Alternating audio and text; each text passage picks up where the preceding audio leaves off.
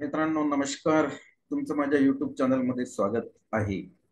शिक्षक भरतीबाबत आणखी एक महत्त्वाचा मुद्दा आपण चर्चेला घेत आहे आणि तो चर्चेला घ्यायचा उद्देशच हा आहे की आपले जे शिक्षक उमेदवार आहेत त्यांच्या मनामध्ये प्राधान्यक्रमाबाबतीत एक साक्षांका निर्माण झालेली आहे. आणि ती कशाबद्दल आहे तर आपण जर बघितलं तर आपण पवित्र पोर्टलवर लॉग इन केल्यानंतर तुमच्या प्रोफाईलला दोन फेज दिलेले आहेत, एक आहे विदाऊट इंटरव्ह्यू आणि एक आहे विथ इंटरव्ह्यू. मग विदाऊट इंटरव्ह्यू तर आपण आनंदानच दिलेले आहेत, ते प्रश्नच येत नाही, जेवढे आलेले आहेत तेवढे सगळे देऊन टाकलेले आहेत. मग आता आपण गेलो प्रेफरन्स विथ इंटरव्ह्यू कडे. मग विथ इंटरव्ह्यूचे प्रेफरन्स आपण द्यायची की नाही द्यायची. आणि बरेचसे आपले जे शिक्षक उमेदवार आहेत त्यांच्या मनामध्ये एक भीती निर्माण झालेली आहे आणि ती भीती अशी आहे की कोणता फेज हे अगोदर काढतात, विदाऊट इंटरव्ह्यू अगोदर घेतात की विथ इंटरव्ह्यू अगोदर घेतात की दोन्ही मिक्सअप घेतात. आणि मी बघितलेलं आहे सोशल मीडियावर, याच्यावर बऱ्याचशा कमेंट्स आहेत आणि याच्या बरचसं कन्फ्युजन निर्माण केलेलं आहे. हे कन्फ्युजन मला आजच्या या व्हिडिओमधनं दूर करायचं आहे. काय कन्फ्युजन आहे? कन्फ्युजन असं आहे की विथ इंटरव्ह्यूचे प्रिफरन्स आम्ही द्यायचे की नाही.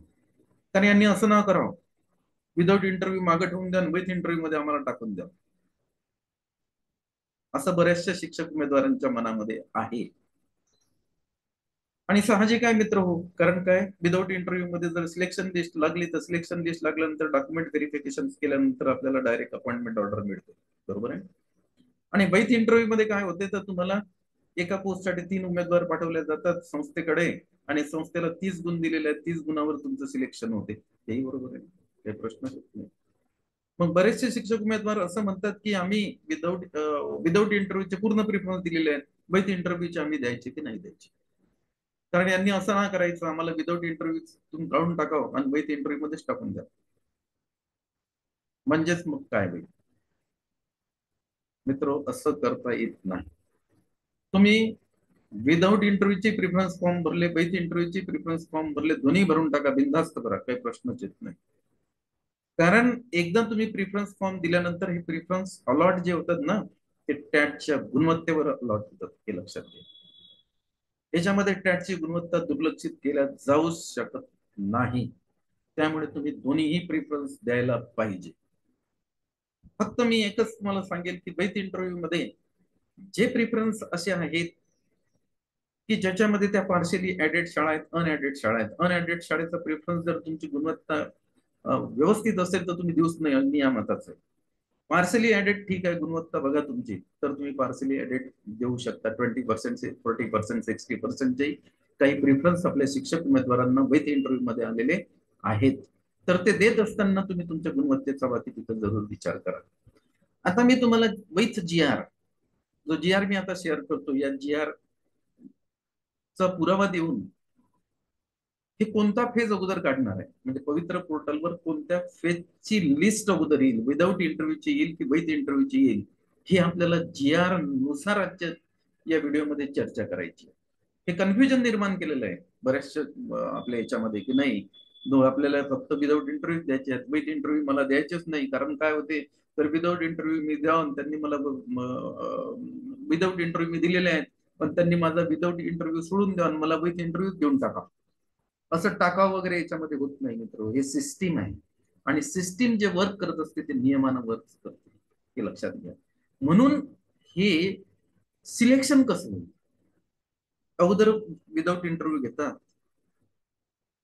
की अगोदर विथ इंटरव्ह्यू घेतात की विदाऊट इंटरव्ह्यू आणि विथ इंटरव्ह्यू मिक्सअप मध्ये घेतात, याच्यावर आपल्याला आजच्या व्हिडिओमध्ये चर्चा करायची.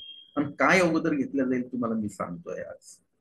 या बाबतीतलं कन्फ्युजन तुम्ही दूर करा, कारण सिलेक्शन टॅटच्या गुणवत्तेवर होते, एक लक्षात घ्या. म्हणून असं होऊच शकत नाही याच्यामध्ये काय की कमी गुणवत्तेवाल्याला विदाऊट इंटरव्ह्यू दिलं, जास्त गुणवत्तेवाल्याला विथ इंटरव्ह्यू दिलं.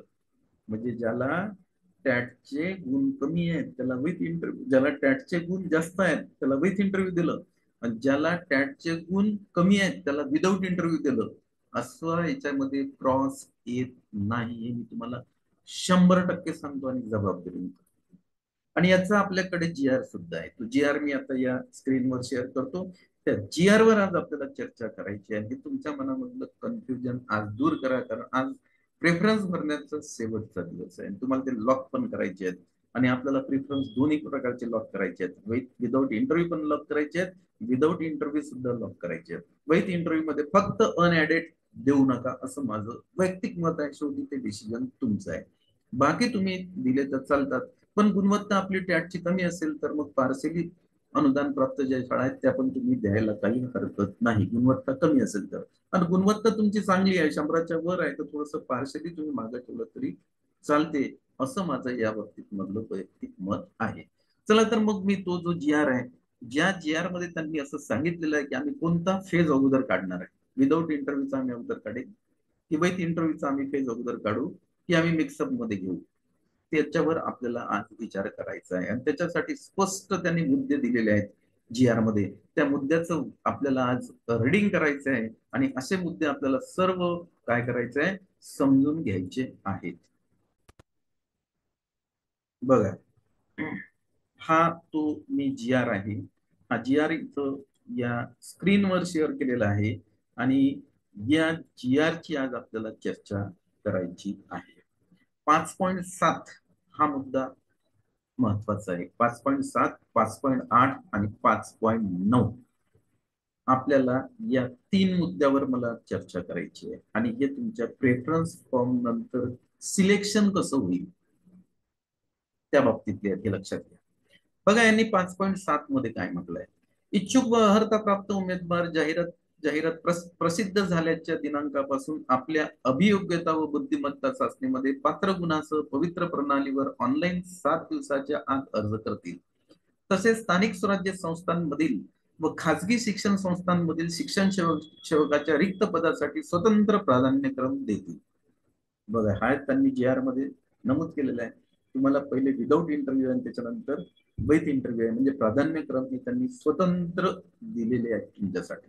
म्हणजे तुम्हाला जे प्रेफरन्स दिलेले आहेत ते स्वतंत्र आहेत, त्यांनी मिक्सअप मध्ये दिलेले नाही. पहिल्या फेज मध्ये त्यांनी विदाऊट इंटरव्ह्यू दिलेला आहे, दुसऱ्या खाली जर फेज मध्ये म्हणताल तुम्ही तर विथ इंटरव्ह्यू आहे, असं ते स्वतंत्रपणे त्याची विभागणी त्यांनी केलेली आहे. ते हा जी आर सांगते. बघा, जी आर नुसार काम करा सिस्टीमला, हे लक्षात घ्या. आणि हा बेस तुम्हाला माहित असला पाहिजे.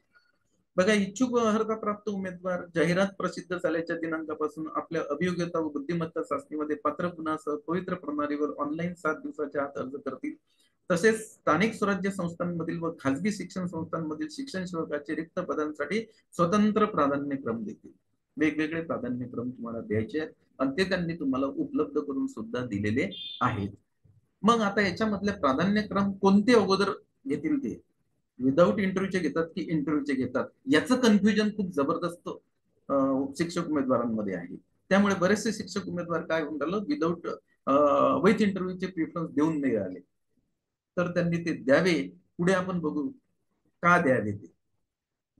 उमेदवार अर्जामध्ये प्रवर्ग विषयांचा विचार करून प्राधान्यक्रम देऊ शकतील. उमेदवारांना स्थानिक स्वराज्य संस्थांमधील व खाजगी शैक्षणिक संस्थांमधील रिक्त जागांसाठी उपलब्ध असलेल्या सर्व रिक्त जागांसाठी पात्रतेनुसार प्राधान्यक्रम देता येतील. त्यांनी सांगितलंय की खाजगी शैक्षणिक संस्था आणि स्थानिक स्वराज्य संस्था यांना त्यांच्या पात्रतेनुसार, म्हणजे शैक्षणिक आणि व्यावसायिक पात्रतेनुसार प्राधान्यक्रम देता येतात, असं त्यांनी स्पष्ट इथं केलेलं आहे. आता पुढे 5.8 हा सगळ्यात महत्वाचा आहे. बघा, 5.8 मध्ये काय म्हणतात, काय दिलेलं आहे या जी आर मध्ये.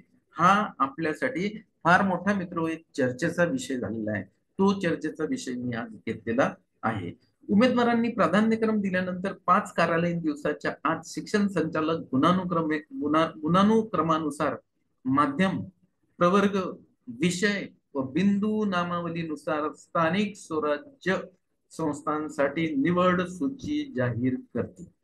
बघा, कोणती निवड सूची अगोदर जाहिरात करून राहिले, हे स्थानिक स्वराज्य संस्थेची निवड सूची जाहीर करतील.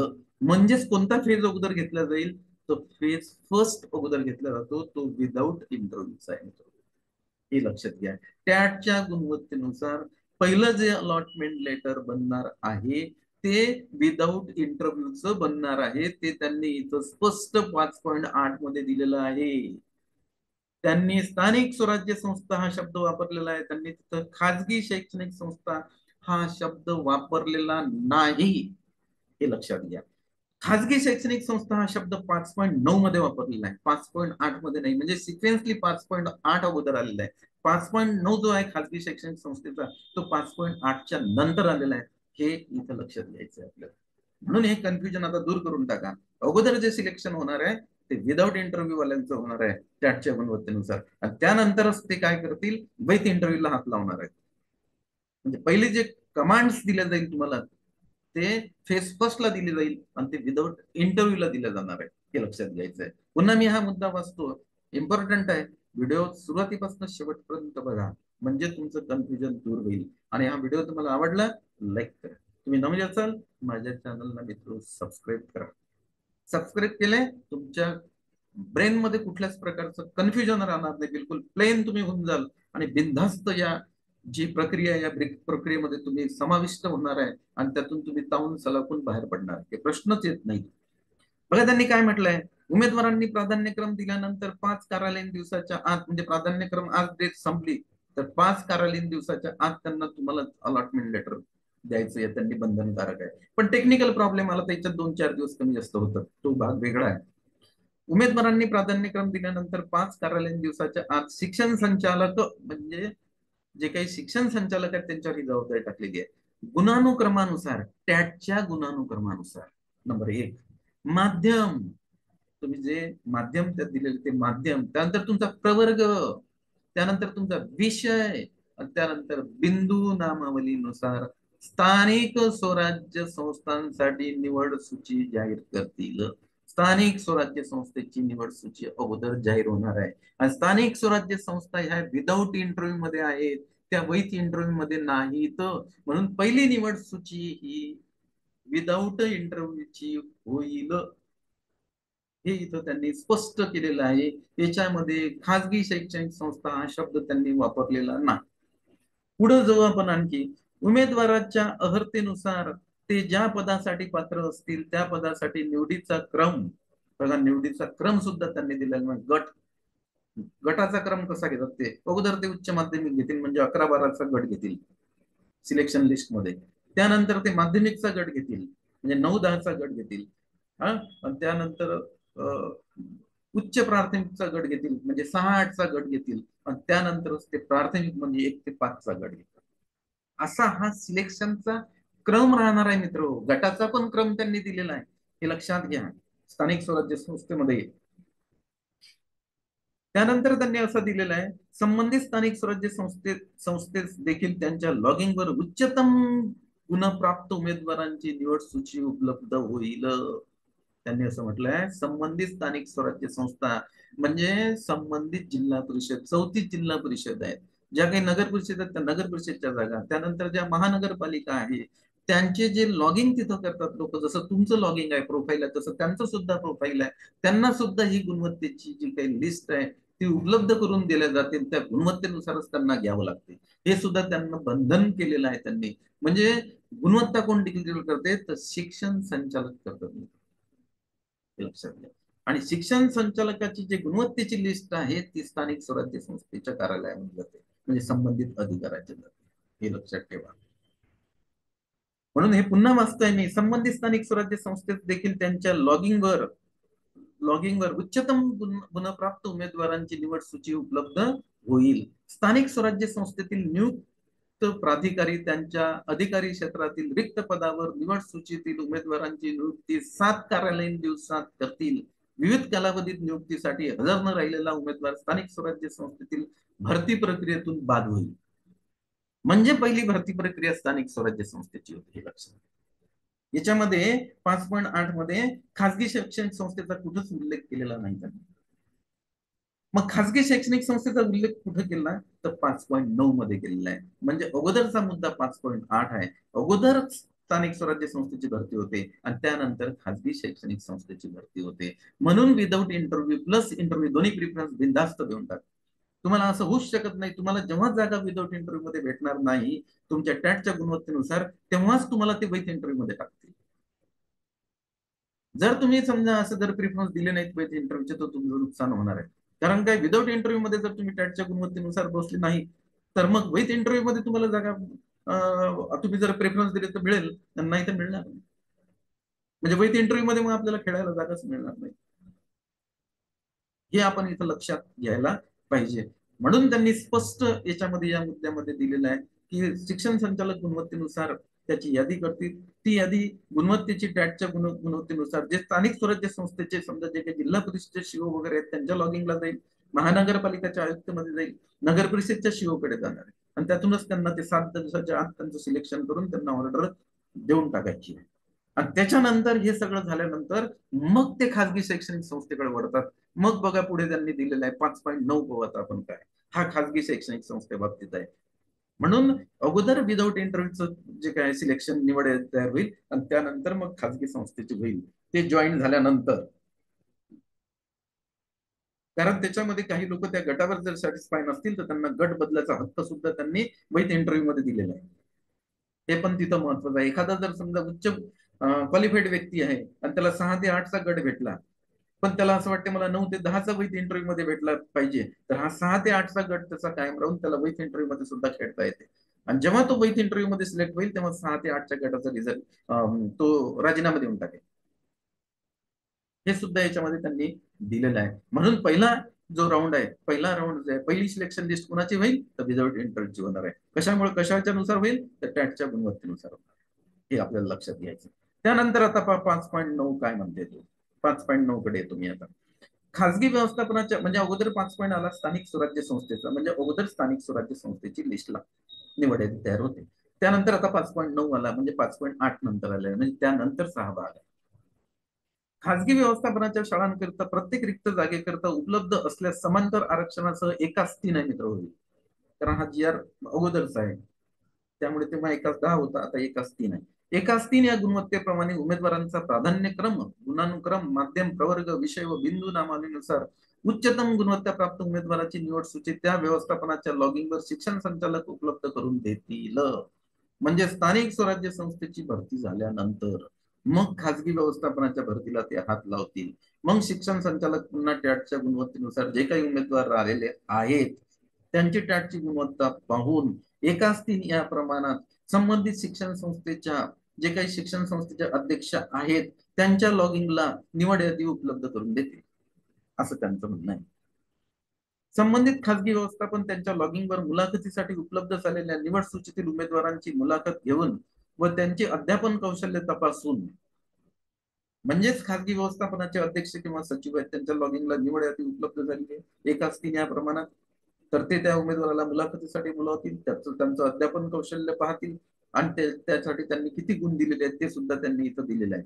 मुलाखतीसाठी उपलब्ध झालेल्या निवड सूचीतील उमेदवारांची मुलाखत घेऊन व त्यांचे अध्यापन कौशल्य तपासून त्या आधारे उच्चतम गुण प्राप्त झालेल्या उमेदवारांची रिक्त पदावर निवड करायला मुलाखत व अध्यापन कौशल्यासाठी एकूण 30 गुण दिलेले आहेत. 15 गुण त्यांच्या पर्सनल इंटरव्ह्यू साठी आहेत आणि 15 गुण अध्यापनासाठी आहेत. मुलाखत व अध्यापन कौशल्याद्वारे संबंधित शैक्षणिक संस्था उमेदवाराचे गुणपत्रक व निकाल पवित्र प्रणालीवर जाहीर करतील.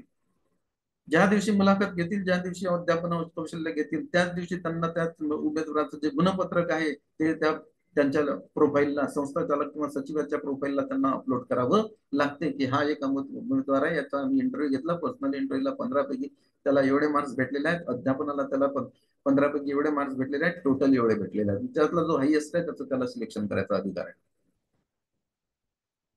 मुलाखत व अध्यापन कौशल्याद्वारे संबंधित शैक्षणिक संस्था उमेदवाराचे गुणपत्रक व निकालपत्रक प्रणालीवर जाहीर करतील. त्याचबरोबर मुलाखतीस उपस्थित राहिलेल्या उमेदवाराला देखील त्याचा निकाल व्यक्तिशः कळवतील. जे उमेदवार मुलाखतीस उपलब्ध आहेत त्यांना सुद्धा त्यांचा निकाल, तो जो काही निकाल आहे कशाचा, पर्सनल इंटरव्ह्यूचा आणि अध्यापन कौशल्याचा, त्या शैक्षणिक संस्थेला व्यक्तिशः कळवावा लागतो. गुणपत्रकानुसार प्रथम क्रमांकावर असलेल्या उमेदवाराची नियुक्ती 7 कार्यालयीन दिवसात संबंधित शैक्षणिक संस्था करेल आणि त्या गुणपत्रिकामध्ये 30 पैकी जो हायएस्ट आहे त्याची नियुक्ती संबंधित शैक्षणिक संस्थेला करायची आणि ते त्यांना 7 दिवसात करायची. तर असा मी तो 5.7 घेतला, 5.8 घेतला, 5.9 घेतला. म्हणून माझं तुम्हाला पुनश्च एकदा सांगणं आहे, प्रिफरन्स सगळेच भरा, विदाऊट इंटरव्ह्यू पण भरा, विथ इंटरव्ह्यू पण भरा. मनात भीती ठेवू नका की विदाऊट इंटरव्ह्यूचा माझा चान्स हे जाणून बुजून म्हणजे गमावतील आणि मला विथ इंटरव्ह्यू मध्ये टाकतील, असं होत नाही. कारण हे टॅटच्या गुणवत्तेनुसार आहे.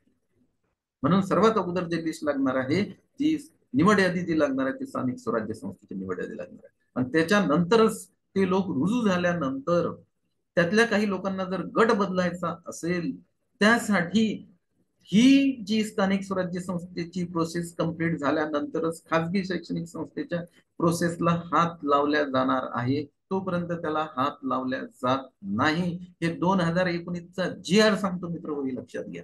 आणि हे 100% सांगतोय मी तुम्हाला. म्हणून कुठल्याच प्रकारचं आपण कन्फ्युजन आपल्या मनामध्ये ठेवू नका. कशासाठी?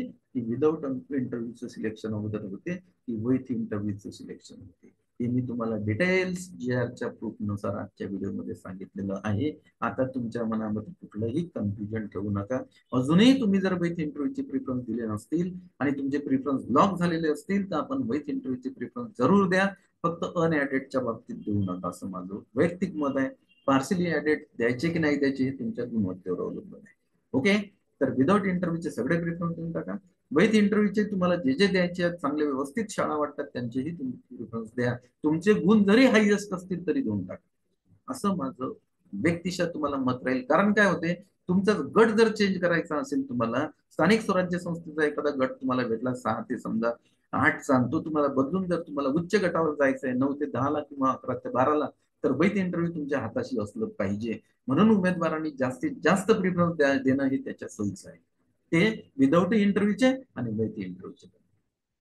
तर ठीक आहे, मी आजच्या या चर्चेला तुम्हाला पूर्ण विराम देतो. मी पुन्हा एकदा सांगतो, अगोदरचा जो फेज होणार आहे तो विदाऊट इंटरव्ह्यूची सिलेक्शन लिस्ट लागणार आहे, त्यानंतरच विथ इंटरव्ह्यूची लागणार आहे. आणि दुसरं असं की विदाऊट इंटरव्ह्यूची प्रोसेस कंप्लीट झाल्यानंतरच विथ इंटरव्ह्यूची प्रोसेस सुरू होणार आहे. तोपर्यंत विथ इंटरव्ह्यूची प्रोसेस त्यांना सुरू करता येत नाही. हे जी आर सांगतो, मी सांगत नाही. तर मी आता मित्र इथं थांबतोय. या चर्चेला मी पूर्ण विराम देतोय. तुम्हाला हा व्हिडिओ आवडला असेल जरूर लाईक करा. जर तुम्ही या माझ्या युट्यूब चॅनलवर नवीन असाल तर माझ्या चॅनलला सबस्क्राईब करा. म्हणजे अशा प्रकारचे मी जे नवीन व्हिडिओ बनवतोय त्याचं नोटिफिकेशन तुम्हाला मिळेल. आता मी इथं थांबतो. तुमचं कन्फ्युजन निश्चित दूर झालं असेल या जी आर मुळे, अशी मला अपेक्षा आहे. आपलं काय मत आहे या व्हिडिओविषयी निश्चित कमेंट्स मध्ये आपण लिहावं. आणि लिहिल्यानंतर जर आपण चांगली कमेंट्स दिली तर माझा उत्साह पुन्हा वाढतो. पुन्हा मी तुमच्यासाठी व्हिडिओ माझ्या नॉलेज प्रमाणे किंवा जे मला सापडते आहे, जे आर सापडतात त्यानुसार मी बनवतो. मित्र हो, आपली सेवा करण्याची संधी मला भेटली या शिक्षक भरतीच्या निमित्ताने, त्या बाबतीत मी स्वतःला धन्य समजतो. धन्यवाद.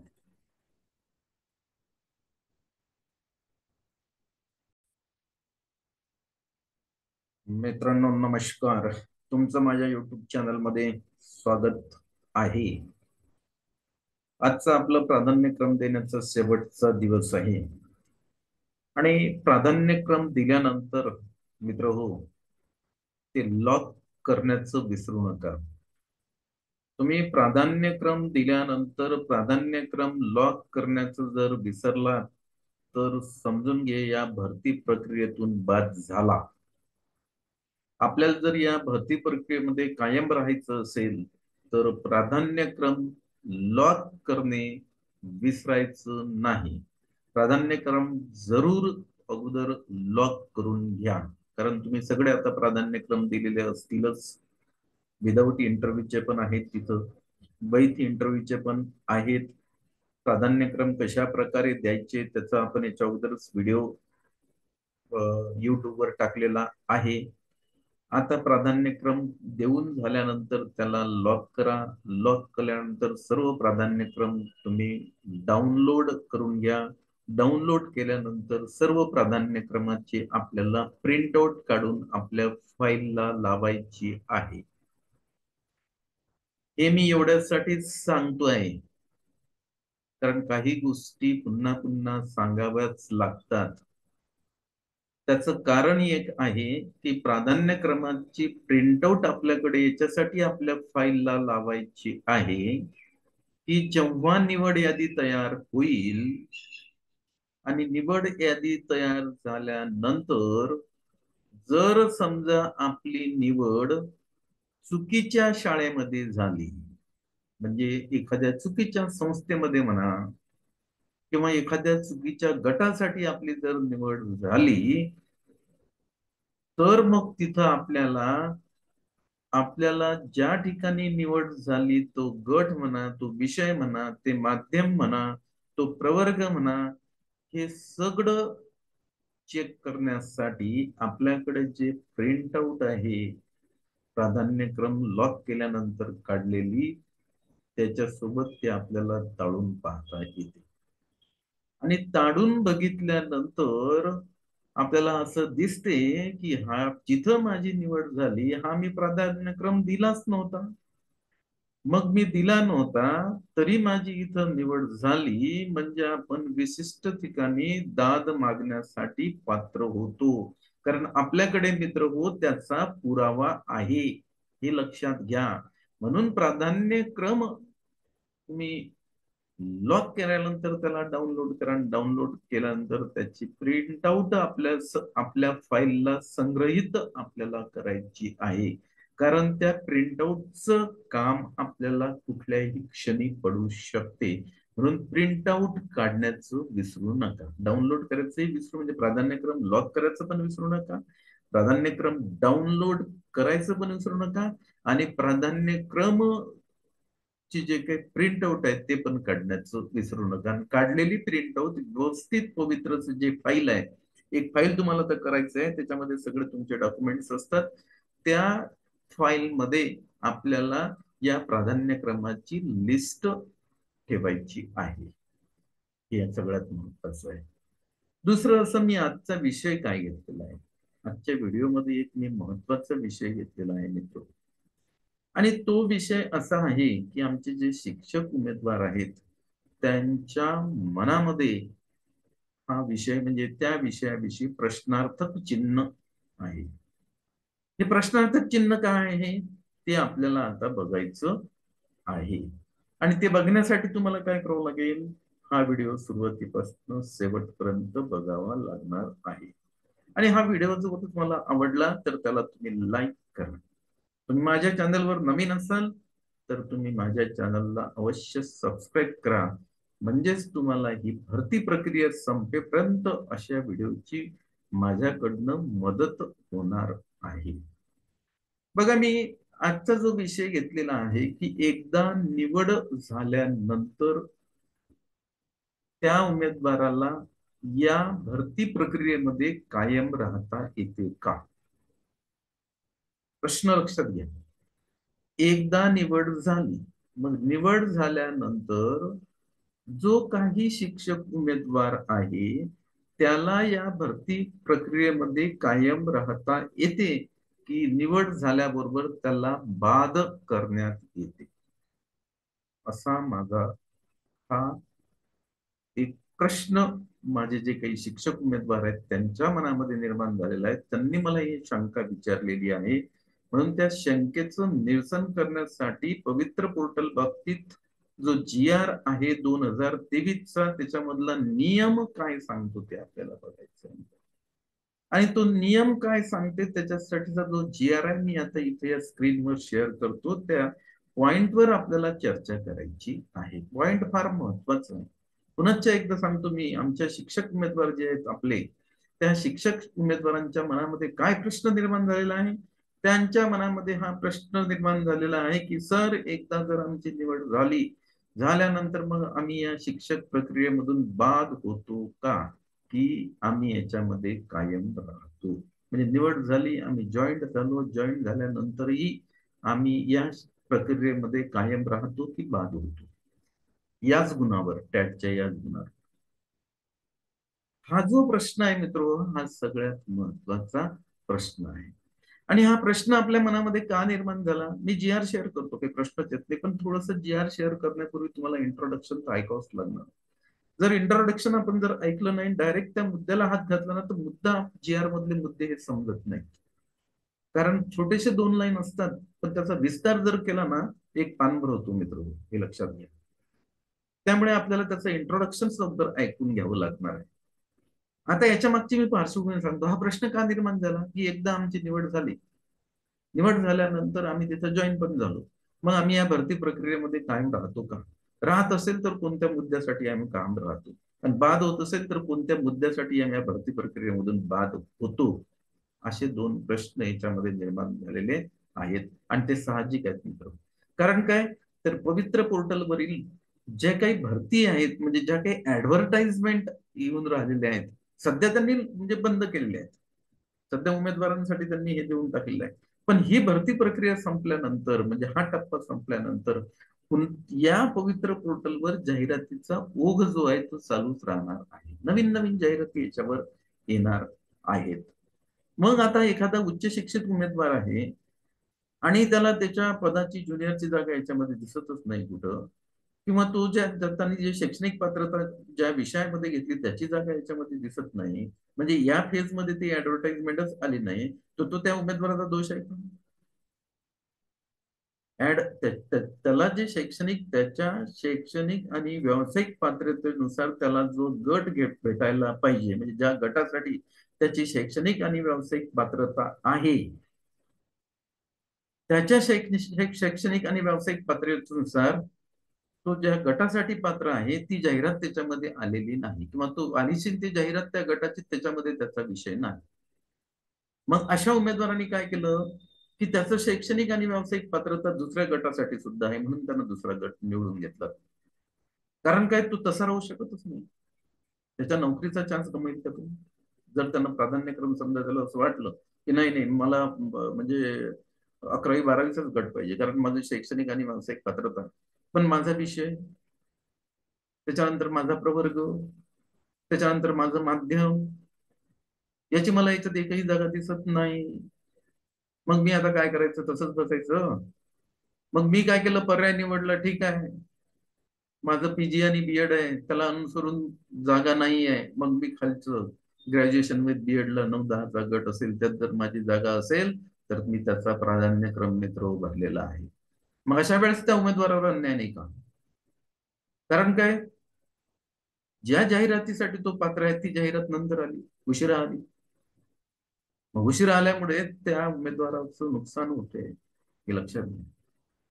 मग अशा उमेदवाराचं ज्या गटासाठी निवड झाली, समजा एखादा उमेदवार ज्युनियर साठी पात्र आहे आणि त्याची हायस्कूल साठीच तिथं निवड झाली कारण ज्युनियरच्या त्याच्या विषयाच्या जागाच नव्हत्या, आणि पुढे त्याची ऍड आली, त्याची ऍड त्याचं सिलेक्शन झाल्यानंतर पवित्र पोर्टलवर आली, तर मग अशा वेळेस कसं करायचं, हे सगळ्यात महत्वाचं आहे. तर अशा वेळेस मित्र हो, त्या शिक्षक उमेदवाराला पुढचे राऊंड खेळता येतात का निवड झालेल्या? तर तो जो जी आर आहे, तो जी आर मी आता तुमच्या समक्ष मी या स्क्रीनवर मित्र शेअर करतो. तो जी आर काय सांगते, त्या जी आर ची भाषा आपल्याला आता समजून घ्यायची आहे. बघा, तो जी आर आता मी शेअर करतो. तो जी आर आता आपल्याला बघायचा आहे मित्र. त्या जे पॉइंट आहेत या बाबतीत त्यांनी दिलेला, हा 2023चा लेटेस्ट काढलेला, म्हणजे 2017ला ही समस्या निर्माण झाली, त्यामुळे त्यांनी 2023 मध्ये हा जी आर काढलेला आहे. बघा, हा संकीर्ण 2023चा जी आर. या जी आर मध्ये त्यांनी काय म्हटलेलं आहे, की विविध टप्प्यामध्ये जाहिराती येणार असल्याने उमेदवाराची एकदा निवडीसाठी शिफारस झाल्यानंतर असा उमेदवार पुन्हा नव्याने येणाऱ्या जाहिरातीनुसार त्याने अर्ज केल्यास निवडीसाठी पात्र राहील, असं होतं अगोदर. अगोदरच्या जी आर मध्ये, 19च्या जी आर मध्ये असं वाक्य होतं त्यांचं, समजून आहे. पुण्या जी आर मध्ये होतं हे 19च्या. या तरतुदी ऐवजी हे जे तरतूद होती 19 मध्ये, ती तरतूद त्यांनी आता 23च्या जी आर मध्ये दुरुस्त केलेली आहे. बघा, 19च्या जी आर मध्ये काय तरतूद होती, तर विविध टप्प्यामध्ये जाहिराती येणार असल्याने उमेदवाराची एकदा निवडीसाठी शिफारस झाल्यानंतर असा उमेदवार पुन्हा नव्याने येणाऱ्या जाहिरातीनुसार त्याने अर्ज केल्यास निवडीसाठी पात्र राहील. म्हणजे जाहिरातीचा ओघ जो आहे तो पवित्र पोर्टलवर सुरू आहे आणि त्या उमेदवाराची निवड अगोदरच झालेली आहे. त्याच्या शैक्षणिक आणि व्यावसायिक पात्रतेला सुसंगत जाहिराती काही नंतर आलेल्या आहेत. तर नंतरच्या जाहिरातीसाठी तो उमेदवार पात्र आहे असं त्यांनी स्पष्ट सांगितलेलं होतं. हे कधीच्या जी आर मध्ये, 19च्या जी आर मध्ये त्यांनी सांगितलेलं होतं. पण 23च्या जी आर मध्ये त्यांनी बदल केला. आता 23च्या जी आर मध्ये त्यांनी काय बदल केला तो तुम्हाला लागू आहे आता. या 24ला जे भरती आता होते आहे त्या भरतीवाल्यांसाठी त्यांनी तो बदल केलेला आहे. तो बदल काय म्हणते, या तरतुदी ऐवजी, म्हणजे ती वरची जी तरतूद होती 19 मधली ती तरतूद त्यांनी आता बदललेली आहे. मग त्याऐवजी त्यांनी कोणती तरतूद त्याच्यामध्ये इन्क्लूड केली, ते तरतूद आता आपल्याला बघायची आहे.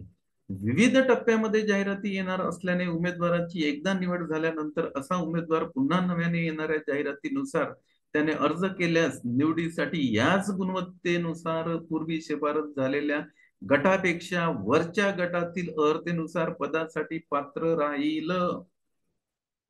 याच्यात त्यांनी अशी केली की बरोबर त्यांचं असं म्हणणं होतं की नव्याने जाहिराती येतात ना, हो ठीक आहे, त्याच्यासाठी उमेदवार पात्र पात्र आहे असं त्यांचं म्हणणं आहे. पण त्यांचं असं नवीन त्यांनी त्याच्यामध्ये सुधारणा अशी केली की अगोदरच्या ज्या गटासाठी निवड झाली तो गट सोडून वरच्याच गटासाठी तो पात्र राहील.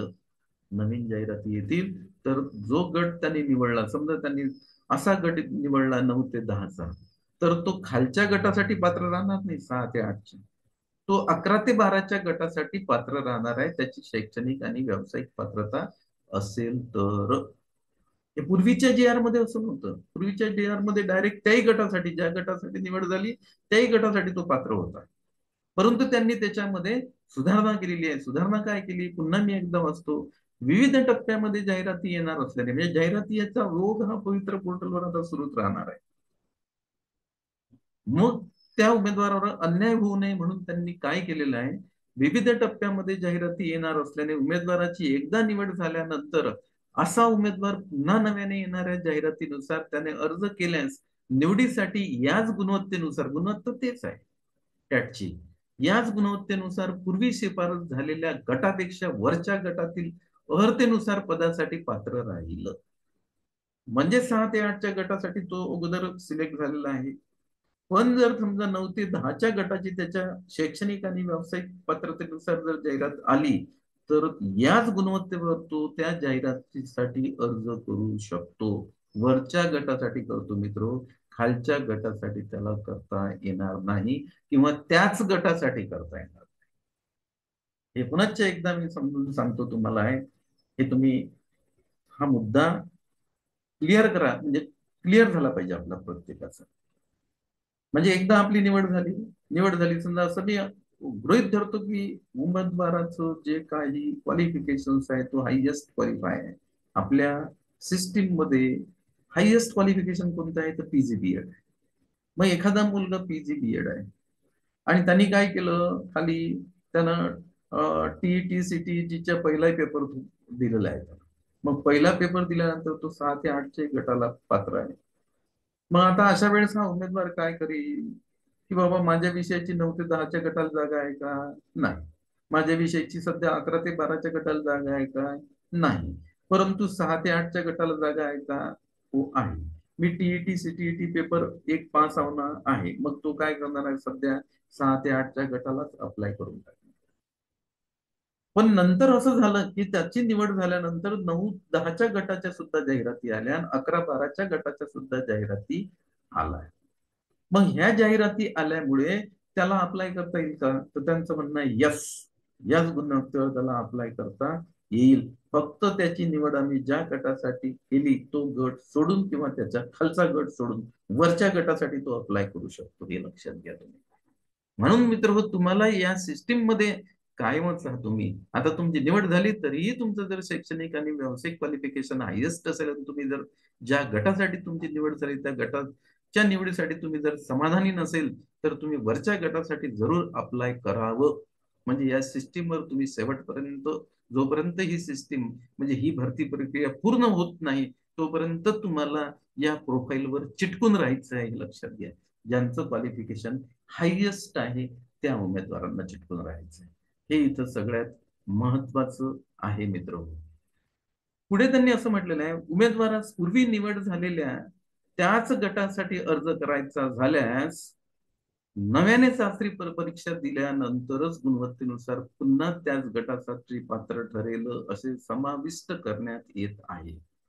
पण त्या उमेदवाराला असं वाटत असेल की नाही, माझी ज्या गटासाठी निवड झाली मला त्याच गटावर पुन्हा नियुक्ती पाहिजे, तर ते नियुक्ती त्याला या गुणवत्तेवर मिळत नाही. त्याला नव्याने परीक्षा द्यावं लागेल आणि नव्याने परीक्षा दिल्यानंतरच त्याला त्याच गटासाठी मग म्हणजे तो पात्र राहणार आहे, हे लक्षात घ्या. म्हणजे त्याच गटासाठी त्याला अप्लाय करता येत नाही. जर त्याला त्याच गटाचा त्याचा हट्ट असेल तर त्याला म्हणजे पुन्हा परीक्षा द्यावं लागेल आणि मग पुन्हा त्याला गुणवत्तेनुसार या सिस्टीम मध्ये यावं लागणार आहे. हे असं त्यांनी 2023च्या जी आर मध्ये इन्क्लूड केलेलं आहे आणि 2019च्या जी आर मध्ये ही केलेली दुरुस्ती आहे मित्र. आणि ही दुरुस्ती तुमच्यासाठी सर्वात महत्वाची आहे, तुम्ही लक्षात घ्या. त्यासाठीच मी हा व्हिडिओ बनवलेला आहे आणि हा व्हिडिओ तुम्हाला तुमच्यासाठी तुम्हाला पाहण्यासाठी उपलब्ध करून दिलेला आहे, कारण प्राधान्यक्रमाच्या सगळ्यात महत्वाच्या टप्प्यावर तुम्ही वर्क करताय. आणि जेव्हा आपण प्राधान्यक्रमाच्या महत्वाच्या टप्प्यावर वर्क करतो तेव्हा आपल्या मनाची द्विधावस्था होते मित्र हो. कोणता गट घेऊ, कोणत्या याच्या किती जागा आहेत, काय करू, माझी गुणवत्ता काय, विविध प्रश्न आपल्या मनामध्ये निर्माण होतात. त्यातलाच हा आमच्या शिक्षक उमेदवारांच्या मनामध्ये एक महत्वाचा प्रश्न निर्माण झाला होता, ज्यांची शैक्षणिक आणि व्यावसायिक पात्रता हायएस्ट आहे, पण त्यांना जर गट खालचा भेटला तर मग त्यांना गट बदलता येते का? किंवा त्यांना जर समजा स्थानिक स्वराज्य संस्थेमध्ये जर एखादा गट मिळाला तर त्यांना अनुदान प्राप्त शैक्षणिक संस्थेमध्ये मुलाखतीसह दुसऱ्या गटामध्ये जाता येते का? तर मित्र, माझं असं म्हणणं आहे की त्याला जर समजा 6 ते 8चा गट जर स्थानिक स्वराज्य संस्थेमध्ये मिळाला आणि त्याला असं वाटत असेल की 9 ते 10चा गटाला माझी शैक्षणिक पात्रता आहे आणि मला खाजगी अनुदान प्राप्त शैक्षणिक संस्थेमध्ये जायचं आहे, मुलाखतीचा ऑप्शन मला घ्यायचा आहे, तर तो सुद्धा तुम्ही घेऊ शकता. आणि मुलाखतीचा ऑप्शन घेऊन तिकडे सुद्धा तुमची निवड झाली तर तुम्ही हे नियुक्ती सोडून दुसरी नियुक्ती सुद्धा मिळवू शकता. इतका महत्वाचा हा आजचा आपला मुद्दा होता मित्र. तर ठीक आहे, मी या महत्वाच्या मुद्द्यावर आज तुमच्या सोबत चर्चा केलेली आहे. तुम्हाला हा व्हिडिओ आवडला असेल, याला मित्र लाईक करा. तुम्ही नवीन असाल माझ्या चॅनलला जरूर सबस्क्राईब करा आणि जी आरच्या पॉइंट टू पॉइंटच अध्ययन आपलं होईल याच्यावर. तुमचं पण होते आणि माझं पण अध्ययन होणार आहे. आणि अध्ययन हे सतत चालणारी प्रक्रिया आहे मित्र, लक्षात घ्या. अध्ययन हे कधीच पूर्ण होत नाही, ती सतत चालणारी प्रक्रिया आहे. त्यामुळे आपल्याला अध्ययन करत करतच पुढे जावं लागणार आहे. तर ठीक आहे, मी आता माझ्या चर्चेला पूर्णविराम देतो. पुनश्च आपली भेट नंतरच्या व्हिडिओमध्ये होईल. धन्यवाद. मित्रांनो नमस्कार, तुमचं माझ्या युट्यूब चॅनल मध्ये स्वागत आहे. आजच्या आपल्या व्हिडिओमध्ये आपल्याला काही जे काही महत्वाचं फाईल तयार करायचं आहे त्या बाबतीत आपल्याला चर्चा करायची आहे. कारण तुम्हाला माहित आहे की आजचा आपला दिवस हा जो आहे हा प्रेफरन्स लॉक करण्याचा शेवटचा दिवस आहे. मी शेवटचा दिवस यासाठी म्हणतो की त्यांनी 12 तारीख ही शेवटची दिलेली आहे आणि असं वाटते आता की याच्यानंतर आता डेट तर काही वाढणार नाही. त्यामुळे आपण असं समजू की आजचा प्रेफरन्स लॉक करण्याचा हा शेवटचा बिलकुल निश्चित त्यांच्या परिपत्रकानुसार दिवस आहेच, काही प्रश्नच येत नाही. आता प्रेफरन्स लॉक केल्यानंतर पुढच्या स्टेप साठी आपल्याला तयार राहायचं आहे. पुढची स्टेप काय येणार आहे, तर हे प्रेफरन्स लॉक झाल्यानंतर सुरुवातीचा जो फेज आहे, फेज फर्स्ट, त्याच्यामध्ये विदाऊट इंटरव्ह्यूच्या सीट्स अलॉटमेंट होणार आहे. म्हणजेच जे काही आपले शिक्षक उमेदवार आहेत त्यांना टॅटच्या गुणवत्तेनुसार सीट्स अलॉट होतील. ज्या काही शिक्षकाच्या रिक्त जागा आहेत त्या 1:1 या रेशो मध्ये त्यांना अलॉट होणार आहेत. मग हे सीट्स अलॉट झाल्यानंतर त्या पुढे तुम्हाला काय करायचं आहे हे सगळ्यात महत्वाचं आहे. तर मित्र, ही सीट्स अलॉट झाल्यानंतर हा विदाऊट इंटरव्ह्यूचा फेज असल्यामुळे तुमचं फक्त यानंतर डॉक्युमेंट व्हेरिफिकेशन होणार आहे. मग हे डॉक्युमेंट्स व्हेरिफिकेशन होत असेल तर या डॉक्युमेंट्स व्हेरिफिकेशनच्या दृष्टिकोनातून आपली काय तयारी असली पाहिजे, आपण कुठली तयारी करून ठेवली पाहिजे, आपण ते फाईल कसं तयार करायला पाहिजे, त्या फाईल मध्ये आपल्या डॉक्युमेंटचा सिक्वेन्स कशा प्रकारचा असला पाहिजे, यावर आपल्याला आजच्या व्हिडिओमध्ये चर्चा करायची आहे. म्हणजेच आपल्याला आपल्या आजच्या या व्हिडिओमध्ये जी चर्चा करायची आहे मित्र, ती चर्चा अशी आहे की आम्ही कोणकोणते डॉक्युमेंट्स आमच्या जवळ आता रेडी ठेवले पाहिजेत. त्याची त्यांनी एक लिस्ट दिलेली आहे आणि ती लिस्ट एक 2 मिनिटात मी या स्क्रीनवर शेअर करतो आणि त्या लिस्ट नुसार तुम्हाला फाईल तयार करायचं आहे. तर या लिस्टमध्ये भरपूर डॉक्युमेंट्स आहेत, पण त्याच्यामधले कोणते डॉक्युमेंट्स आपल्याला लागू होतात ते आपण बघायला पाहिजे. काही डॉक्युमेंट्स कसं आहे, ती लिस्ट आहे सर्वसमावेशक, म्हणून त्यातले काही डॉक्युमेंट्स आपल्याला लागू होतील आणि काही लागू होणार नाहीत, पण बरेचसे डॉक्युमेंट्स हे सर्वांसाठी कॉमन असतात मित्रांनो. तर त्या डॉक्युमेंटची आपल्याला आता तयारी करायची आहे, म्हणजे आपल्याला एक फाईल्स आता बनवायचं आहे. कारण ते तुमचं फाईल व्हेरीफाय झाल्यानंतर तुमचं सेल्फ सर्टिफिकेशन आणि तुमचं फाईल मधले डॉक्युमेंट्स याची जर जुळवाजुळव झाली तर त्यानंतर तुम्हाला अपॉइंटमेंट लेटर मिळणार आहे. कारण काय, तर पहिल्या फेज मध्ये इंटरव्ह्यूच्या जागा सध्या अलॉट होणार नाहीत, कारण हा फेज अगोदरचा आहे, याच्यामध्ये विदाऊट इंटरव्ह्यूच्या जागा येणार आहेत आणि ही प्रोसेस कंप्लीट झाल्यानंतर मग विथ इंटरव्ह्यूच्या जागा येणार आहेत. चला तर मग आता असे कुठले कुठले डॉक्युमेंट्स आम्ही रेडी करून ठेवायला पाहिजेत. मित्र, तुम्ही ते रेडी केलेले आहेतच, ते प्रश्नच येत नाही, तरी पण एकदा पाहून घ्या. कारण कोणाचं काहीतरी आता मार्च एंडिंग असल्यामुळे काही मार्च एंडिंग पर्यंत काही लोकांचे जे आहेत ते नॉन क्रिमिलियर व्हॅलिड असतात, त्याची व्हॅलिडची डेट सुद्धा आपण बघून घ्यायला पाहिजे. तर या सगळ्या गोष्टी आपण केअरफुली करायला पाहिजे डॉक्युमेंट्सच्या बाबतीत. तर त्या डॉक्युमेंटची लिस्ट आता आपण बघू, मी या स्क्रीनवर ते लिस्ट शेअर करतो, त्यासाठी तुम्हाला हा व्हिडिओ सुरुवातीपासून शेवटपर्यंत बघावा लागणार आहे. हा व्हिडिओ तुम्हाला आवडला तर लाईक करा आणि तुम्ही जर माझ्या चॅनलवर नवीन असाल तर या चॅनलला सबस्क्राईब करा, म्हणजे अशा प्रकारचे जे नवीन व्हिडिओ बनतात त्याचा नोटिफिकेशन आपल्याला मिळून जाईल आणि आपण या सिस्टीम मध्ये पूर्णतः अपग्रेड राहणार. तर ठीक आहे, आता मी जो जे डॉक्युमेंटची लिस्ट आहे ती इथं शेअर करतोय. ते डॉक्युमेंटची लिस्ट आपण इथं बघूया. बघा डॉक्युमेंटची, या डॉक्युमेंटच्या लिस्ट मध्ये सर्वात प्रथम तुम्हाला दिलेलं आहे महाराष्ट्राचे रहिवासी असल्याबाबतचं प्रमाणपत्र, म्हणजे ज्याला आपण अधिवास प्रमाणपत्र म्हणतो, ते डोमिसियल सर्टिफिकेट हे प्रत्येकाकडे असायला पाहिजे. त्यानंतर बघा त्यांनी असं दिलेलं आहे, म्हणजे महाराष्ट्राचे रहिवासी असल्याबाबत अधिवास प्रमाणपत्र डोमिसियल सर्टिफिकेट आपल्याकडे असायला पाहिजे. त्यानंतर त्यांनी असं म्हटलंय जातीचा दाखला, जात प्रमाणपत्र लागू असल्यास, म्हणजे तुम्ही जर आरक्षणामध्ये येत असाल तर तुमच्याकडे जातीचा दाखला असला पाहिजे किंवा जातीचं प्रमाणपत्र असायला पाहिजे. त्यानंतर जात वैधता प्रमाणपत्र म्हणजे कास्ट व्हॅलिडिटी, जातीचा दाखला म्हणजे कास्ट सर्टिफिकेट ते पाहिजे आपल्याकडे. त्यानंतर जात वैधता प्रमाणपत्र म्हणजे कास्ट व्हॅलिडिटी तुमच्याकडे असायला पाहिजे. हे सगळे ज्यांना ज्या प्रवर्गासाठी लागू आहे त्या प्रवर्गाची. त्यानंतर त्यांनी असं म्हटलंय की समांतर आरक्षणासाठी, जर समांतर आरक्षणामध्ये तुम्ही येत असाल तर त्यासाठी कोणकोणते डॉक्युमेंट्स तुमच्याकडे असले पाहिजे लागू असल्यास, हे सगळ्यात महत्वाचं आहे, कारण ही कॉमन लिस्ट आहे. त्यामुळे यातले काही डॉक्युमेंट्स तुम्हाला लागू नसतील तर ते तुमच्यासाठी नाहीत, ज्यांना लागू आहेत त्या उमेदवारासाठीच आहेत. दिव्यांगत्वाचे प्रमाणपत्र समांतर आरक्षणासाठी आवश्यक आहे, जर ते असेल तर समजा.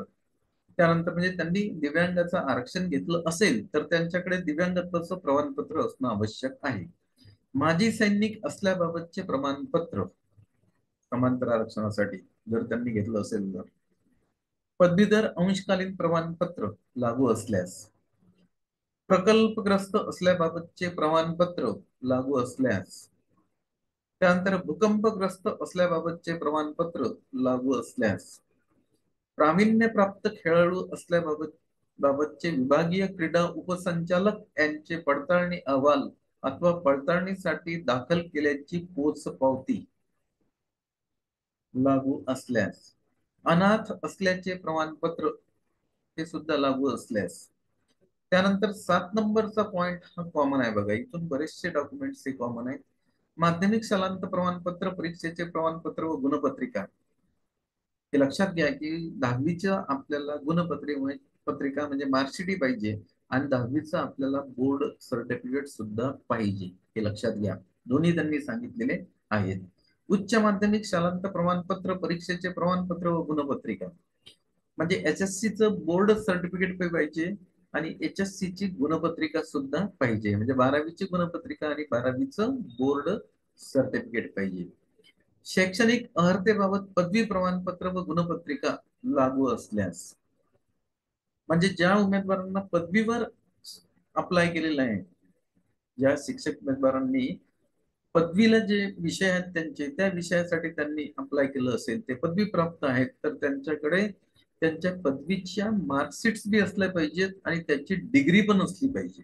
पदवीची डिग्री म्हणजे ग्रॅज्युएट असाल तर तुम्हाला ग्रॅज्युएटची डिग्री पण पाहिजे आणि ग्रॅज्युएशनच्या तुमच्या जेवढ्या मार्कशीट आहेत, जेवढे सेमिस्टर आहेत, त्याच्या मार्कशीट तुमच्याकडे तुमच्या फाईलमध्ये डॉक्युमेंट व्हेरिफिकेशनच्या वेळेस हजर पाहिजे, हे लक्षात घ्या. त्याच्यानंतर पुढे त्यांनी दिलेलं आहे शैक्षणिक अर्हतेबाबत पदव्युत्तर पदवी म्हणजे PG असाल तर, पोस्ट ग्रॅज्युएट पदव्युत्तर पदवी प्रमाणपत्र व गुणपत्रिका म्हणजेच PGच्या, पोस्ट ग्रॅज्युएटच्या सर्व सेमिस्टरच्या मार्कशीट आणि त्याची डिग्री सुद्धा तुमच्याकडे असणं आवश्यक आहे.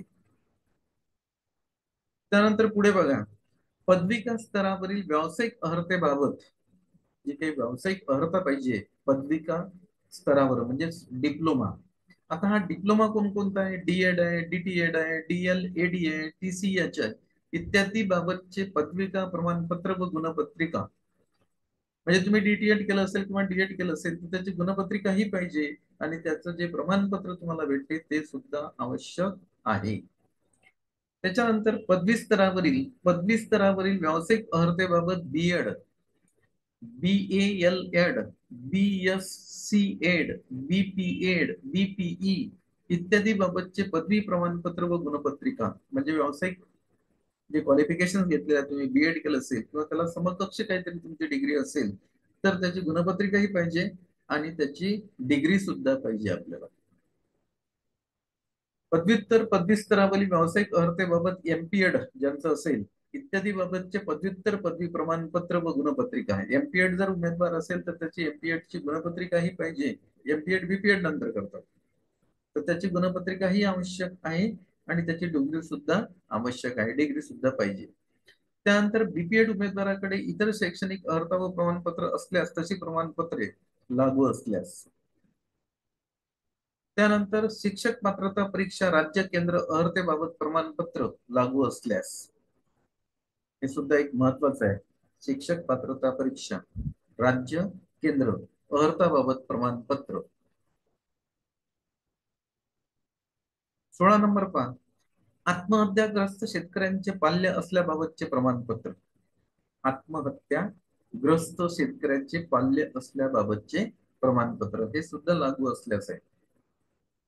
स्वातंत्र्य सैनिकाचा वारस असल्याबाबतचे प्रमाणपत्र लागू असल्यास, 1991 चे जनगणना कर्मचारी असल्याबाबतचे प्रमाणपत्र हे सुद्धा लागू असल्यास आहे. 1994 चे निवडणूक कर्मचारी असल्याबाबतचे प्रमाणपत्र लागू असल्यास. त्याच्यानंतर यांनी काही टिप दिलेले आहेत. छायाचित्र व स्वाक्षरी ही JPG या फॉर्मॅट मध्ये कमाल 100 KB मर्यादा, हे मित्र त्या अपलोड करायच्या वेळेस आपण बघितलेलं आहे. त्याची सध्या आपल्याला इथं आता गरज नाही आहे. हे जेव्हा सेल्फ सर्टिफिकेशन केलं तेव्हाची तो विषय आहे.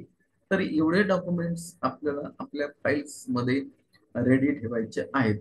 सोबतच काय करायचं, आपल्याला आधार कार्ड असते, आपलं काहीतरी पॅन कार्ड असेल किंवा काहीतरी पासपोर्ट असेल किंवा ड्रायव्हिंग लायसन्स असेल, याचं सुद्धा एखादं तरी ओळखपत्र आपल्या सोबत असायला पाहिजे. ते सुद्धा तिथं फार महत्वाचं आहे.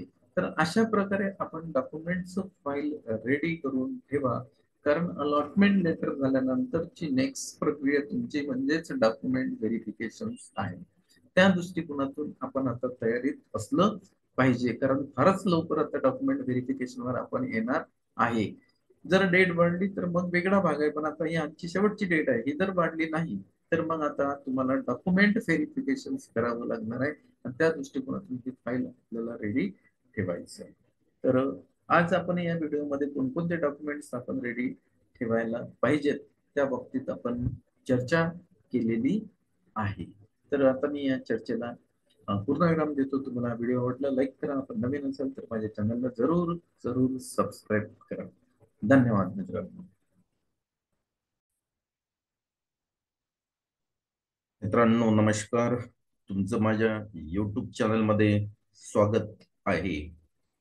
शिक्षक उमेदवारांसाठी एक गुड न्यूज आहे, आणि ती गुड न्यूज म्हणजे दिनांक 12/2/2024 जे प्रसिद्धी पत्रक त्यांनी काढलेलं आहे ते आहे.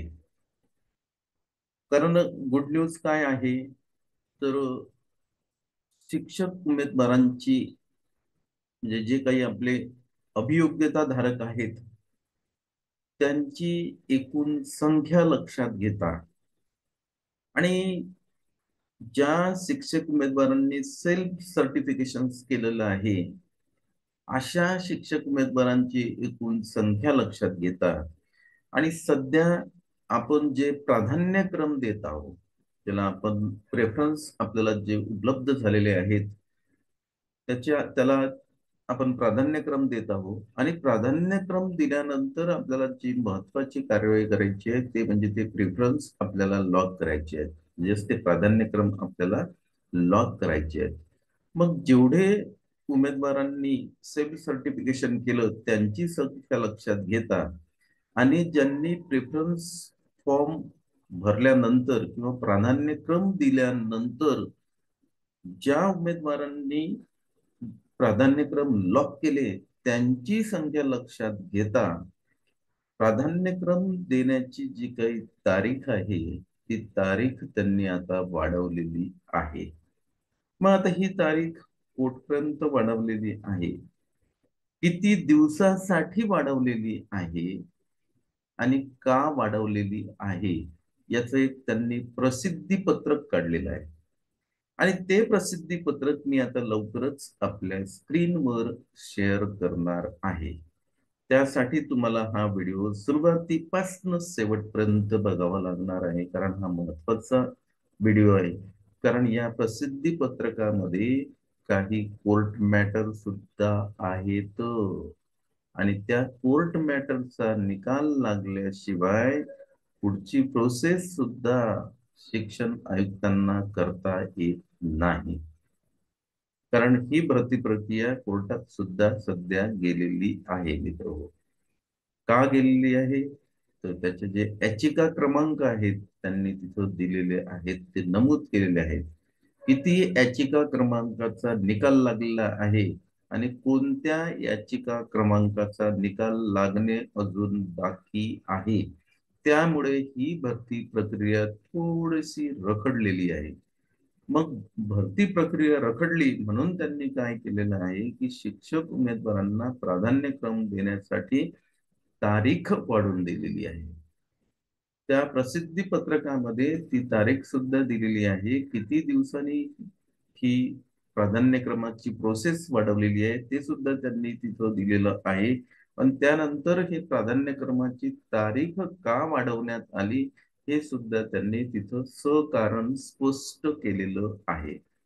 तर ते जे प्रसिद्धी पत्रक आहे ते प्रसिद्धी पत्रक कालचेच म्हणजेच 12/2/2024 प्रसिद्धी पत्रक आहे. आणि तारीख वाढली म्हणून शिक्षक उमेदवारांसाठी गुड न्यूज आहे. पण केस कोर्टात आहे त्यामुळे थोडीशी शिक्षक भरती लांबते का, असं एक प्रश्नचिन्ह या समोर आता निर्माण झालेलं आहे मित्र. तर चला मग, कुठलं प्रसिद्धी पत्रक आहे आणि त्या प्रसिद्धी पत्रकामध्ये किती दिवसांनी ही तारीख वाढली आहे, या बाबतीत आता आपल्याला चर्चा करायची आहे. तर मी या स्क्रीनवर हे प्रसिद्धी पत्रक आता शेअर करतोय आणि ते आता आपल्याला ते व्यवस्थित त्यावर चर्चा करायची आहे मित्र. बघा, हे ते प्रसिद्धी पत्रक आहे. दिनांक इथे जर बघितलं तुम्ही, तर दिनांक 12/2/2024 हे प्रसिद्धी पत्रक आहे. म्हणजे न्यूज बुलेटिन अंतर्गत आलेलं प्रसिद्धी पत्रक आहे. शिक्षक पदभरतीबाबत तातडीची सूचना काढलेली आहे त्यांनी. मग ही तातडीची सूचना काय आहे ते आता आपल्याला बघावं लागणार आहे. पवित्र पोर्टलवर दिनांक 5/2/2024 पासून प्राधान्यक्रम नोंदवण्याची प्रक्रिया सुरळीतपणे सुरू असून व आजपर्यंत 1,41,447 अभियोग्यता धारकांनी जनरेट केले आहेत. तर 1,35,885 अभियोग्यता धारकांनी प्राधान्यक्रम देखील केले आहेत. मित्र, पहिल्याच याच्यामध्ये त्यांनी असं दिलेलं आहे की प्राधान्यक्रम देण्याची सुविधा ही 5/2/2024 पासून शिक्षक उमेदवारांना दिली होती. म्हणजे 5/2/2024 पासून पवित्र पोर्टलवर प्राधान्यक्रम नोंदवण्याची प्रक्रिया सुरू झालेली आहे. मग आजपर्यंत किती लोकांनी प्राधान्यक्रम लॉक केले ते सुद्धा त्यांनी दिलेलं आहे. तर त्यांनी असं सांगितलेलं आहे की 1,35,885 जे आपले शिक्षक उमेदवार आहेत त्यांनी प्राधान्यक्रम लॉक केलेले आहेत. आणि किती आपल्या शिक्षक उमेदवारांनी प्राधान्यक्रम जनरेट केलेले आहेत, तर त्यांचं असं म्हणणं आहे की 1,41,447 शिक्षक उमेदवारांनी प्राधान्यक्रम जनरेट केलेले आहेत. मग आपण जर याचा ताळामेळ जर थोडासा घेतला, तर अजूनही असं दिसते याच्यामध्ये की जवळपास नाही काहीतरी तर 6,000 जे आहेत, 6,000 ते 6,500 जे काही आपले शिक्षक उमेदवार आहेत त्यांनी अजूनही प्राधान्यक्रम लॉक केलेले नाहीत. मग अशा उमेदवारांसाठी त्यांनी जी काही शेवटची तारीख होती, ती शेवटची तारीख होती 12/2/2024, ती वाढवून 1 दिवसांनी वाढवलेली आहे. त्यांनी आता प्राधान्यक्रम देण्याची आता तारीख झालेली आहे 13/2/2024. कारण प्रत्येक उमेदवाराने प्राधान्यक्रम जनरेट करून लॉक करणं आवश्यक आहे. तरच ते पुढल्या प्रोसेसमध्ये या पवित्र पोर्टलच्या समाविष्ट होऊ शकतात, हे सुद्धा आपण लक्षात घ्यायला पाहिजे. दरम्यान त्यांनी याच्यात काही रिझन सुद्धा दिलेले आहेत. दरम्यान माननीय उच्च न्यायालय खंडपीठ औरंगाबाद येथे रिट याचिका क्रमांक स्टॅम्प 4538/2024, रिट याचिका क्रमांक 1758/2024, 1759/2024, 1606/2024 दाखल याचिकांमध्ये निर्देश झाले आहेत. याच्यामध्ये निर्देश झालेले आहेत म्हणजे ह्या ज्या दाखल याचिका आहेत याची सुनावणी पूर्ण होऊन याचे निर्देश झालेले आहेत. म्हणजे त्याच्या सूचना सुद्धा त्यांनी दिलेल्या आहेत. रीट याचिका क्रमांक 1606/2024 या प्रकरणात न्यायालयीन प्रक्रिया सुरू आहे. याच्यामध्ये एक जे रीट याचिका आहे ती आहे 1606/2024 या प्रकरणात न्यायालयीन प्रक्रिया सुरू आहे. रीट याचिका क्रमांक 1606/2024 मधील याचिकाकर्त्यांची मागणी विचारात घेता त्या संदर्भात न्यायालयाचे स्पष्ट निर्देश प्राप्त होईपर्यंत पुढील टप्प्यावरील कार्यवाही करता येत नसल्याने प्राधान्यक्रम लॉक करण्याची सुविधा दिनांक 13/2/2024 2024 पर्यंत पुढे सुरू ठेवण्यात येत आहे. म्हणजे एक याचिकाकर्ते आहेत शिक्षक उमेदवार, त्यांची काय मागणी आहे ते अद्याप आपल्याला माहित नाही.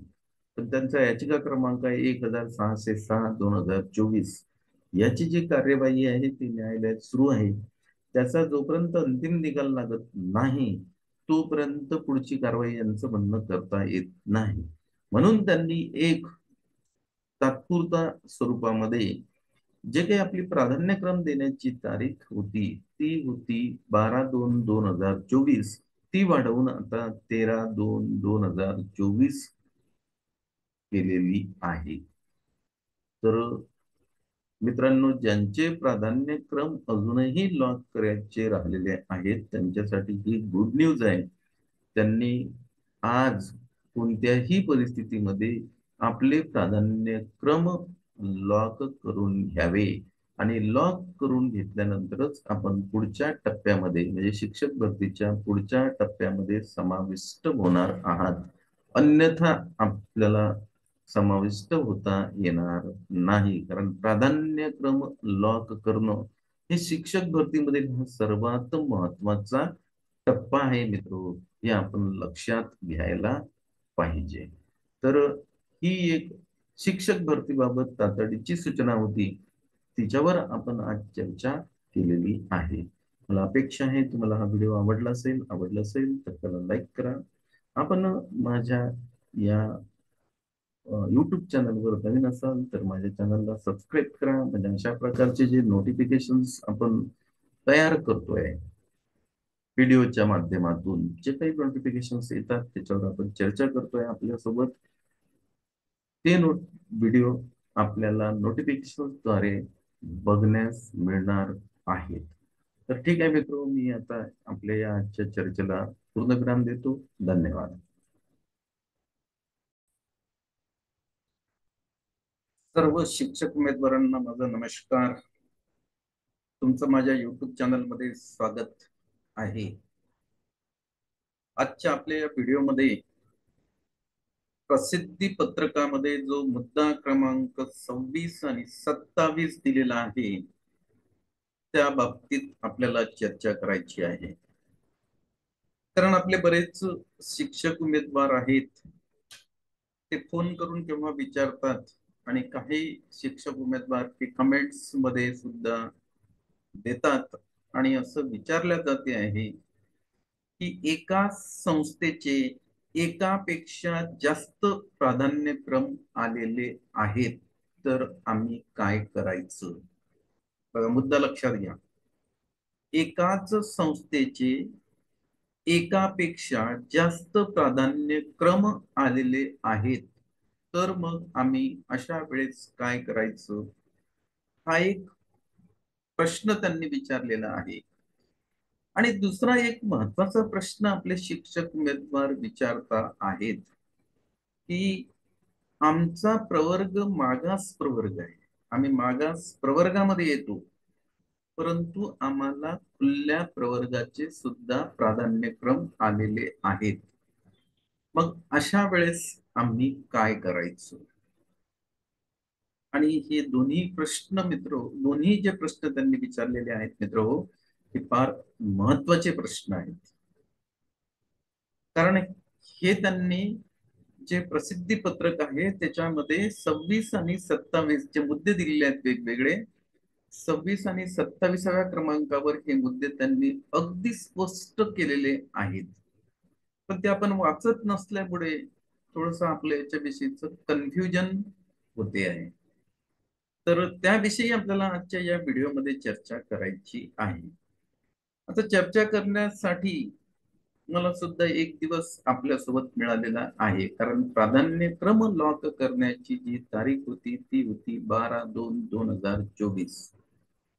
पण काही कारणास्तव जे काही कोर्ट मॅटर्स झालेलं आहे त्याच्यामुळे एक दिवसांनी प्राधान्यक्रम लॉक करण्याची मुदत त्यांनी वाढवलेली आहे. आणि ती मुदत आहे 13/2/2024. म्हणून मला सुद्धा या प्राधान्यक्रमावर आणखी एक दिवस आपल्यासोबत चर्चा करण्यासाठी मिळालेला आहे. आपण जरी प्राधान्यक्रम लॉक केले असतील, आपली जर चूक झाली असेल काही लॉक करत असताना, तर असे प्राधान्यक्रम आपल्याला डिलीट सुद्धा करता येतात आणि पुन्हा आपण नव्याने प्राधान्यक्रम देऊ शकतो. पण याची मर्यादा आहे, हे आपल्याला 3च वेळा करता येतात.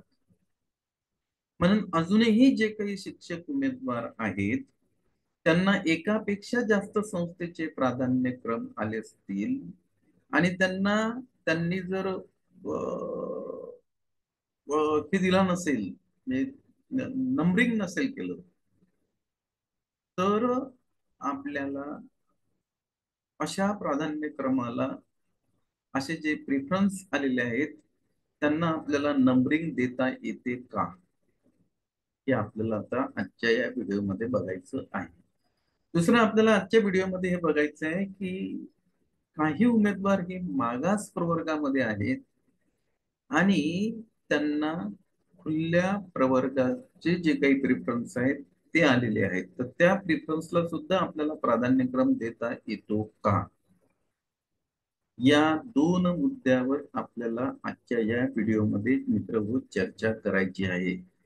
त्या दृष्टिकोनातून हा व्हिडिओ सगळ्यात महत्वाचा आहे. मी ते जे प्रसिद्धी पत्रक आहे ते सुद्धा मी आता या स्क्रीनवर मित्रहो ते शेअर करतोय आणि आपण त्या दोन्ही मुद्द्यावर आपल्याला चर्चा करायची आहे. त्यासाठी आपल्याला हा व्हिडिओ सुरुवातीपासून शेवटपर्यंत बघावा लागणार आहे. आणि आपल्याला जर हा व्हिडिओ आवडला तर या व्हिडिओला आपण जरूर आपण त्याला लाईक करा आणि आपण जर माझ्या चॅनलमध्ये नवीन असाल तर या चॅनलला आपण सबस्क्राईब करा, म्हणजे अशा प्रकारचे नवीन व्हिडिओ आपणास बघण्यासाठी उपलब्ध होतील. वाचायचा मित्र हो कंटाळा येते, नाही तर परिपत्रकामध्ये सगळं दिलेलं असते, पण ते इतके मुद्दे असतात की आपल्याला ते जे वाचन आहे त्याचं वाचन करावं असं वाटत नाही. म्हणून आपण त्याचं रूपांतर व्हिडिओमध्ये करतो आणि व्हिडिओमध्ये आपण एका मुद्द्यावर त्याचं विश्लेषण सुद्धा साध्या आणि सोप्या भाषेमध्ये करण्याचा प्रयत्न करतोय आणि आपण एक एक दोन दोन मुद्द्यावरच व्हिडिओ बनवतोय आणि म्हणूनच हे व्हिडिओ आपल्या दृष्टिकोनातून महत्वाचे आहे.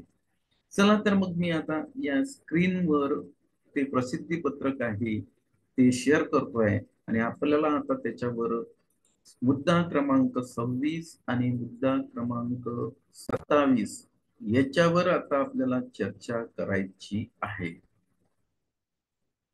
बघा, मुद्दा क्रमांक 26 आहे, याच्यावर बरेचसे प्रश्न आलेले आहेत. मुद्दा क्रमांक 26 काय आहे? उमेदवार एकाच व्यवस्थापनातील एकापेक्षा अधिक, म्हणजे व्यवस्थापन एकच आहे पण एकापेक्षा अधिक त्याला प्राधान्यक्रम जनरेट झालेले आहेत, म्हणजे प्रिफरन्स त्याला जनरेट झालेले आहेत. मग अशा वेळेस त्या उमेदवारांनी काय करावं, तर त्यांनी इथं स्पष्ट दिलेलं आहे, उमेदवार एकाच व्यवस्थापनातील एकापेक्षा अधिक गट किंवा एकापेक्षा अधिक विषयांसाठी शैक्षणिक व व्यावसायिक इत्यादी अर्हता धारण करीत असल्यास त्यास त्या व्यवस्थापनाचे असे एकापेक्षा अधिक प्राधान्यक्रम उपलब्ध होतील. मित्र, एकच व्यवस्थापन आहे आणि त्या एकाच व्यवस्थापनाचे एकापेक्षा जास्त गटासाठी किंवा एकापेक्षा जास्त विषयासाठी तुम्हाला प्रिफरन्स जनरेट केल्यानंतर उपलब्ध झालेले आहेत. त्याचं कारण एक आहे की तुमची जे शैक्षणिक पात्रता आहे, शैक्षणिक आणि व्यावसायिक पात्रता, ती एका गटापेक्षा किंवा एका विषयापेक्षा जास्त असल्यामुळे तुम्ही म्हणजे दुसऱ्या गटासाठीही लायबल आहात किंवा तुम्ही दुसऱ्या विषयासाठी सुद्धा लायबल आहात. मग अशा वेळेस तुम्हाला एका संस्थेचे एकापेक्षा जास्त प्रिफरन्स जनरेट झालेले दिसतील पण त्याला तुम्ही प्राधान्यक्रम देऊ शकता. हे तुमचं पहिल्या प्रश्नाचं उत्तर आहे. मी पुन्हा एकदा हे तुम्हाला समजून सांगतो, संस्था एकच आहे पण एका संस्थेचे एकापेक्षा जास्त प्राधान्यक्रम जनरेट झालेले आहेत. म्हणजे एका गटापेक्षा जास्त म्हणू आपण, किंवा एका विषयापेक्षा जास्त, एका विषयासाठी नाही, ते एका विषयापेक्षा जास्त झालेले आहेत. अशा वेळेस त्या उमेदवाराची शैक्षणिक आणि व्यावसायिक पात्रता ही दुसऱ्या गटासाठी सुद्धा लायबल आहे, दुसऱ्या विषयासाठी सुद्धा तो उमेदवार लायबल आहे. म्हणून एकाच संस्थेचे एकापेक्षा जास्त जे काही प्रिफरन्स आहेत ते तिथं जनरेट झालेले आहेत. म्हणजे फॉर एक्झाम्पल आता मी असं म्हणतो या मुद्द्यासाठी, की समजा तुम्हाला तुमचं जे क्वालिफिकेशन्स आहे ते काहीतरी समजा पीजी विथ बीएड आहे. मग आता पीजी विथ बीएड हा जो उमेदवार आहे हा दोन गटासाठी लायबल आहे. कारण त्याचा विषय हायस्कूलमध्ये येत असेल तर तो हायस्कूलसाठी सुद्धा लायबल आहे, 9 ते 10 गटासाठी, आणि 11 ते 12 साठी सुद्धा तो लायबल आहे. मग एक संस्था आहे, त्या संस्थेमध्ये 9 ते 10च्या गटाच्या जागा रिक्त आहेत, 11 ते 12च्या गटाच्या जागा रिक्त आहेत. मग त्या उमेदवारास, जो उमेदवार असा दोन गटासाठी पात्र आहे, त्या उमेदवारास त्या एकाच संस्थेचे दोन प्रिफरन्स येऊ शकतात. एक प्रिफरन्स त्याला 9 ते 10च्या गटाचा येऊ शकतो, आणि एक प्रिफरन्स त्याला 11-12च्या गटाचा सुद्धा येऊ शकतो. मग अशा वेळेस त्या उमेदवारांनी या दोन्ही प्रिफरन्सला प्राधान्यक्रम देण्यास काहीच हरकत नाही, आणि ते दिलाच पाहिजे. जेवढे आपण प्राधान्यक्रम जास्त देऊ तितके आपले सिलेक्शनचे चान्सेस जास्त आहेत. प्राधान्यक्रम देत असताना घराचा विचार करू नका. कारण काय माहिती आहे का, आपण सुरुवातीला आपलं असं असतं की नाही, मी माझं घर इथं आहे, मग माझ्या घराच्या जवळच मला नोकरी मिळाली पाहिजे, असं मित्र शक्य नाही. कारण नोकरीच्या बाबतीत माझं एक वाक्य असते हिंदीमध्ये, जहा अपना पेट भरा वो अपना गाव. जिथं आपलं पोट भरते ते आपलं गाव मित्र. म्हणून महाराष्ट्रामधले आपण सर्वच्या सर्वच प्राधान्यक्रम देऊन टाका, कुठलेच प्राधान्यक्रम मागं ठेवू नका. तुमच्या मनात ही सुद्धा एक भीती आहे प्राधान्यक्रमाच्या बाबतीत, की मी जर समजा विदाऊट इंटरव्ह्यू दिले आणि त्याच्यासोबत जर विथ इंटरव्ह्यू दिले तर मला विदाऊट इंटरव्ह्यू मध्ये मला ते टाकणार नाही, तर विथ इंटरव्ह्यू मध्येच टाकतील, माझं नुकसान होईल, म्हणून मी विथ इंटरव्ह्यूचे प्राधान्यक्रम देतच नाही. तर ही फार मोठी चूक आहे प्राधान्यक्रम देत असताना. कारण त्यांचा क्रायटेरिया ठरलेला आहे, त्यांनी विदाऊट इंटरव्ह्यूचा एक फेज वेगळा घेतलेला आहे, फेज फर्स्ट म्हटलेला आहे, आणि विथ इंटरव्ह्यूचा फेज सेकंड आहे. अगोदर जे सिलेक्शन होणार आहे ते फेज फर्स्ट होणार आहे. फेज फर्स्ट सिलेक्शन झाल्यानंतर ते उमेदवार जॉईन झाल्यानंतर मगच फेज सेकंडचं सिलेक्शन म्हणजे विथ इंटरव्ह्यू होणार आहे. त्यामुळे हे मिक्सअप होत नाही, हे दोन्ही एका वेळेस होत नाही. म्हणून टॅटच्या गुणवत्तेनुसार अगोदर फेज फर्स्ट निवड यादी तयार होणार आहे, आणि नंतर फेज सेकंड म्हणजे विथ इंटरव्ह्यूची निवड यादी टॅटच्या गुणवत्तेनुसार होणार आहे. म्हणून याच्यामध्ये अशी चूक करू नका की मी फक्त विदाऊट इंटरव्ह्यूचे प्रिफरन्स घेतो, विथ इंटरव्ह्यूची मी घेत नाही. ही फार मोठी चूक होणार आहे, हे लक्षात ठेवा.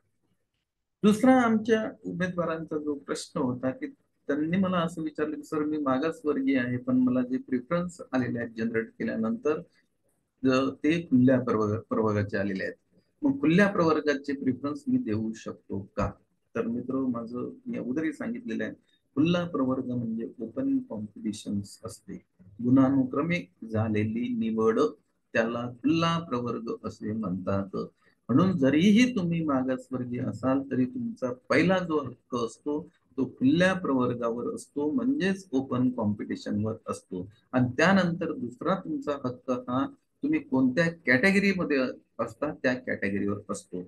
म्हणून तुम्ही खुल्या प्रवर्गाचे जरी तुम्हाला प्राधान्यक्रम आले असतील तर ते तुम्ही त्याला भरायला पाहिजे, म्हणजे त्याला क्रमांक द्यायला पाहिजे, असं माझं मत आहे. पण तेच हा मुद्दा क्रमांक याच्यामधला जो आहे 27, तो तेच सांगते. बघा बघा, मागासवर्गीय उमेदवार खुल्या प्रवर्गासाठी पात्र असल्यास, म्हणजे आता समजा मागासवर्गीय उमेदवार आहे आणि खुल्या प्रवर्गाच्या जागा आहेत, पण त्या खुल्या प्रवर्गाच्या जागेमध्ये त्याच्या गटाच्या जागा आहेत आणि त्याच्या विषयाच्या जागा आहेत. त्याच्यामध्ये त्यांनी दिलं वय, त्याच्यानंतर कारण काय, खुल्या प्रवर्गाची शैक्षणिक अर्हता वेगळी असते, सॉरी, खुल्या प्रवर्गाची वयाची अर्हता वेगळी असते, शैक्षणिक अर्हता सारखीच असते. म्हणून त्यांनी असं ब्रॅकेटमध्ये दिलं, वय, शैक्षणिक अर्हता या बाबी विचारात घेऊन. म्हणजे एखादा उमेदवार आहे तो जरी मागासवर्गीय प्रवर्गात आहे पण त्याचं वय जर खुल्या प्रवर्गामध्ये सुद्धा बसते, त्या वयामध्ये त्याची शैक्षणिक पात्रता सुद्धा बसते, तर अशा उमेदवाराला खुल्या प्रवर्गाचे सुद्धा प्रिफरन्स जनरेट होतात. मग या जनरेट झालेल्या प्रिफरन्सला त्यांनी प्राधान्यक्रम द्यावेत, कारण तो ओपन कॉम्पिटिशन मध्ये बसलेला उमेदवार आहे. म्हणून ते पुढे म्हणतात त्यांना खुल्या प्रवर्गाच्या पदाचे प्राधान्यक्रम जनरेट होतील. म्हणजे वय आणि शैक्षणिक पात्रतेमध्ये जर मागास प्रवर्गाचा उमेदवार जर बसत असेल, तर त्यांना खुल्या प्रवर्गाचे जे प्राधान्यक्रम आहेत ते सुद्धा जनरेट होणार आहेत. म्हणून त्यांनी त्याला सुद्धा प्राधान्यक्रम द्यायला पाहिजे, असं त्यांनी या मुद्दा क्रमांक 27 वर सांगितलेलं आहे. म्हणून मित्र, जे काही तुम्हाला प्राधान्यक्रम आलेले आहेत ते तुम्ही जे म्हणजे सेल्फ सर्टिफिकेशन केलेलं आहे त्याला अनुसरूनच आलेले आहेत, हे लक्षात घ्या. त्यामुळे जेवढे आपल्याला प्राधान्यक्रम आलेले आहेत तेवढे, म्हणजे जनरेट केल्यानंतर जेवढे आपल्याला प्रिफरन्स आलेले आहेत ते प्रिफरन्स आपल्याला सर्वच्या सर्व प्रिफरन्स जवळच्या डिस्ट्रिक्ट पासून सुरू करून दूर दूर दूर दूर जायचे आपल्याला. म्हणजे एखादा उमेदवार जर समजा कोकणामधला आहे, तो सिंधुदुर्ग मधला आहे, तर त्याने सिंधुदुर्ग पासून त्याच्या जवळचे जिल्हे घेत, सिंधुदुर्ग त्यानंतर रत्नागिरी त्यानंतर रायगड, त्याला असा पूर्ण महाराष्ट्र त्यांना व्यापून घ्यायला पाहिजे. कारण कसं आहे की गुणवत्तेनुसार तुमचा नंबर कुठं लागेल, टॅटच्या सिलेक्शन तुमचं कुठं होईल हे काहीच सांगता येत नाही. पुन्हा एकदा अशी चूक करू नका की विदाऊटच इंटरव्ह्यूच्या मला प्रिफरन्स द्यायचे आहेत, मला विथ इंटरव्ह्यूचे द्यायचेच नाही, तर ही फार मोठी चूक आहे. याच्यामध्ये प्रिफरन्स आपल्याला दोन्ही द्यायचे आहेत, हे आपण लक्षात घ्यायला पाहिजे. तर हे जे दोन मुद्दे होते आपले ते मी आता क्लिअर केलेले आहेत. की पहिला एक होता की एकाच व्यवस्थापनाचे जेव्हा आम्ही प्रिफरन्स जनरेट केले तेव्हा आम्हाला एकाच व्यवस्थापनाचे एकापेक्षा जास्त प्रिफरन्स आलेले आहेत, ते आम्ही भरायचे की नाही. तर मित्र, ते तुम्ही भरायचे असं माझं या मुद्दा क्रमांक 26 नुसार तुम्हाला उत्तर आहे. आणि एखादा उमेदवार जर मागास प्रवर्गामध्ये आहे आणि त्याचं वय आणि शैक्षणिक पात्रता जर खुल्या प्रवर्गासाठी बसत असेल, तर त्याला खुल्या प्रवर्गाचे प्रिफरन्स जनरेट झालेले आहेत. म्हणून त्या मागासवर्गीय प्रवर्गातील उमेदवाराने खुल्या प्रवर्गाचे सुद्धा प्रिफरन्स भरायला पाहिजेत, कारण ती ओपन कॉम्पिटिशन आहे. म्हणजेच त्या मागास प्रवर्गातील उमेदवारांनी खुल्या प्रवर्गाचे जे काही आपल्याला प्रिफरन्स जनरेट झालेले आहेत त्याला सुद्धा प्राधान्यक्रम द्यायचे आहेत. हे सगळ्यात महत्वाचं आहे. दुसरं महत्वाचं, विदाऊट इंटरव्ह्यू आणि विथ इंटरव्ह्यू सर्वच्या सर्वच सर्वच्या सर्वच जे काही प्रिफरन्स जनरेट झालेले आहेत त्याला आपल्याला प्राधान्यक्रम द्यायचे आहेत. फक्त याच्यामधले तुम्ही त्याचा विचार तुम्ही करायचा आहे. मी एकच सांगेन, अनएडेड सोडून द्या. पार्शली ऍडेड घ्यायचे की नाही घ्यायचे ते तुम्ही ठरवा, कारण त्याच्यामध्ये 20%, 40% आणि 60% सुद्धा बरेच प्राधान्यक्रम काही उमेदवारांना आलेले आहेत. तो निर्णय तुम्ही तुमच्या सत्सद बुद्धीनं घ्यायला पाहिजे. तिथं मी त्याविषयी काहीच सांगू शकत नाही.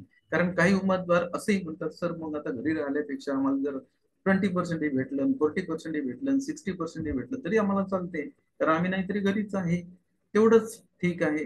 तर अशा उमेदवारांनी जरूर असे प्राधान्यक्रम द्यावे, परंतु तुमच्यावर अन्याय होणार नाही. तुम्ही ही भीती मनातली काढून टाका, एकदम मला खालचंच देऊन टाकेल, तुमची गुणवत्ता जिथं बसते तिथला प्राधान्यक्रम तुम्हाला तिथलं तुम्हाला निवड यादीमध्ये त्या प्राधान्यक्रमावर तुमचं सिलेक्शन होणार आहे, हे बाकी निश्चित आहे.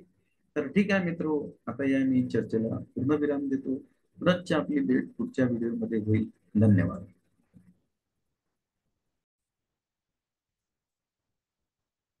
मित्रांनो नमस्कार, तुमचं माझ्या युट्यूब चॅनलमध्ये स्वागत आहे. आजचा हा जो व्हिडिओ आहे या व्हिडिओमध्ये मी प्राधान्यक्रम किती जनरेट करायचे, म्हणजेच आलेले सर्वच प्राधान्यक्रम जनरेट करायचे की नाही, या बाबतीत आपण चर्चा करणार आहे. मी मार्गदर्शन हा शब्द वापरत नाही, परंतु आपण चर्चा करणार आहे.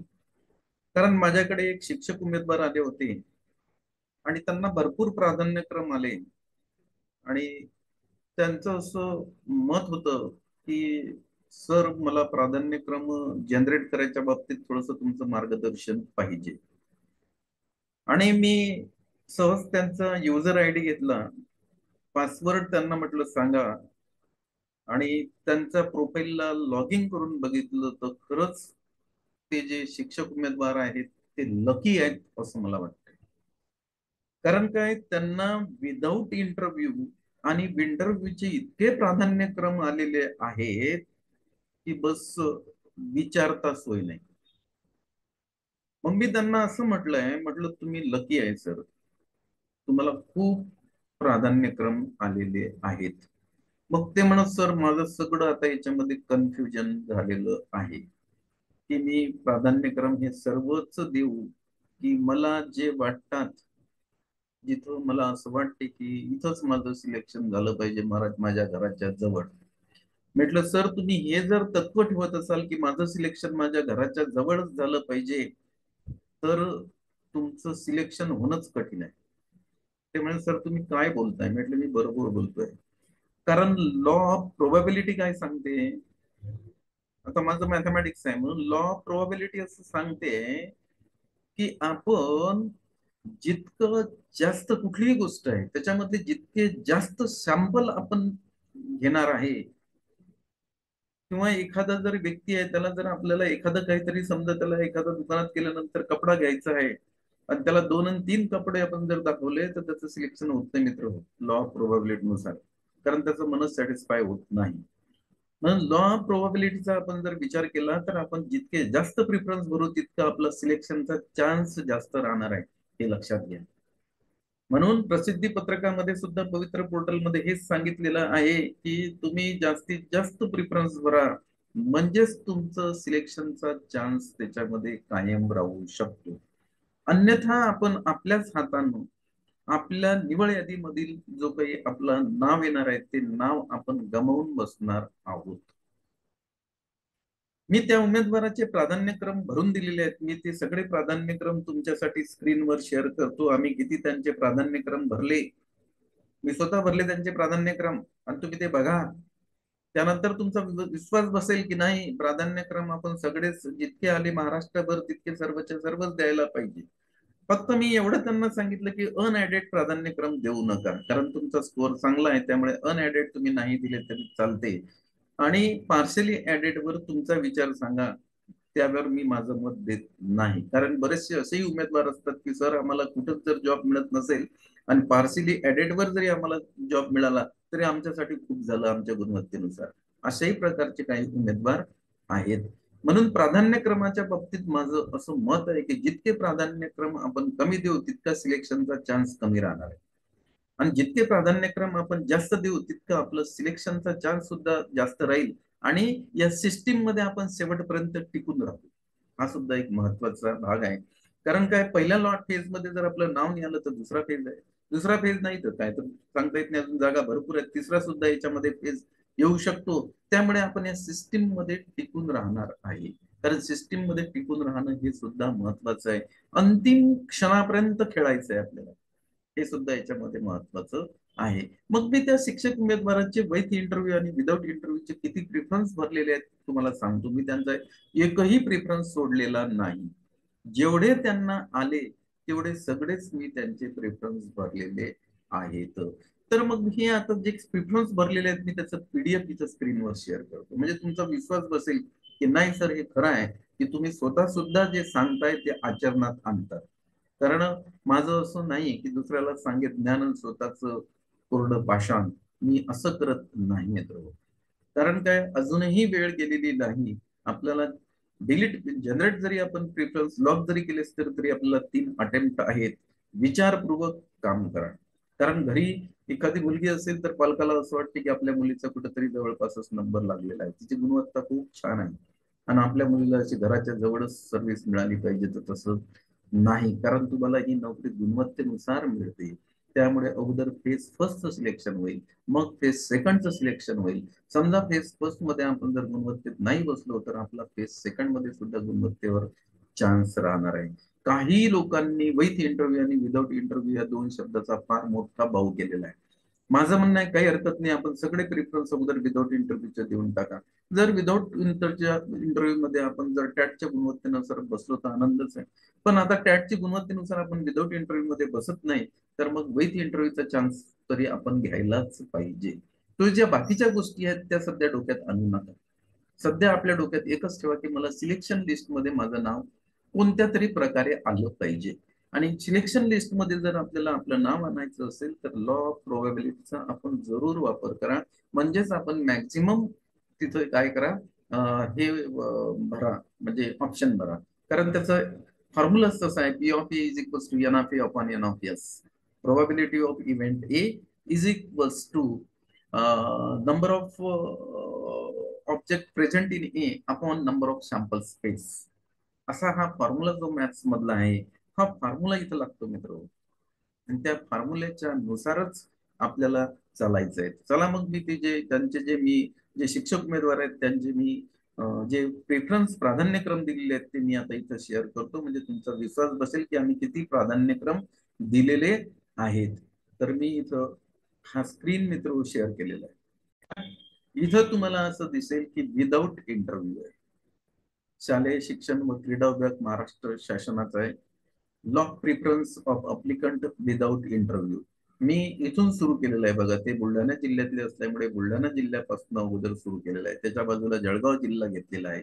तर तुम्हाला असं दिसेल की विदाउट इंटरव्ह्यू मध्ये त्यांना 6 पेजेसचे मी जे काही आहेत ते प्रिफरन्स लॉक करून दिलेले आहेत. 6 पैकी हे पहिलं पेज आहे मित्र. एका पेजवर जर आपण बघितलं तर किती प्रिफरन्स आलेले आहेत ते आपण बघू. 13 प्रिफरन्स आलेले आहेत एका पेजवर.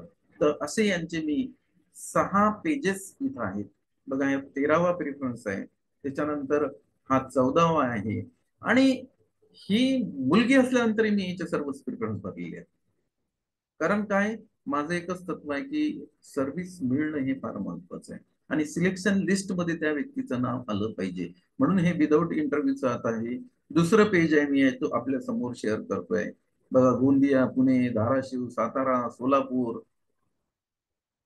तुम्हाला दिसेल कोल्हापूर, रायगड पण मध्ये सुद्धा गेलेलो, कोकणामध्ये सुद्धा मी नेलेलं आहे. 26वा प्रेफरन्स आम्ही त्यांचा तो दिलेला आहे. म्हणजे हे जिल्हा परिषदच्या स्थानिक स्वराज्य संस्था विदाऊट इंटरव्ह्यू मध्ये आलेले आहेत. हे पहा, विदाऊट इंटरव्ह्यू आणि स्थानिक स्वराज्य संस्थेचे प्रिफरन्स आहेत. त्यामुळे मी याच्यातला एकही प्रिफरन्स सोडलेला नाही.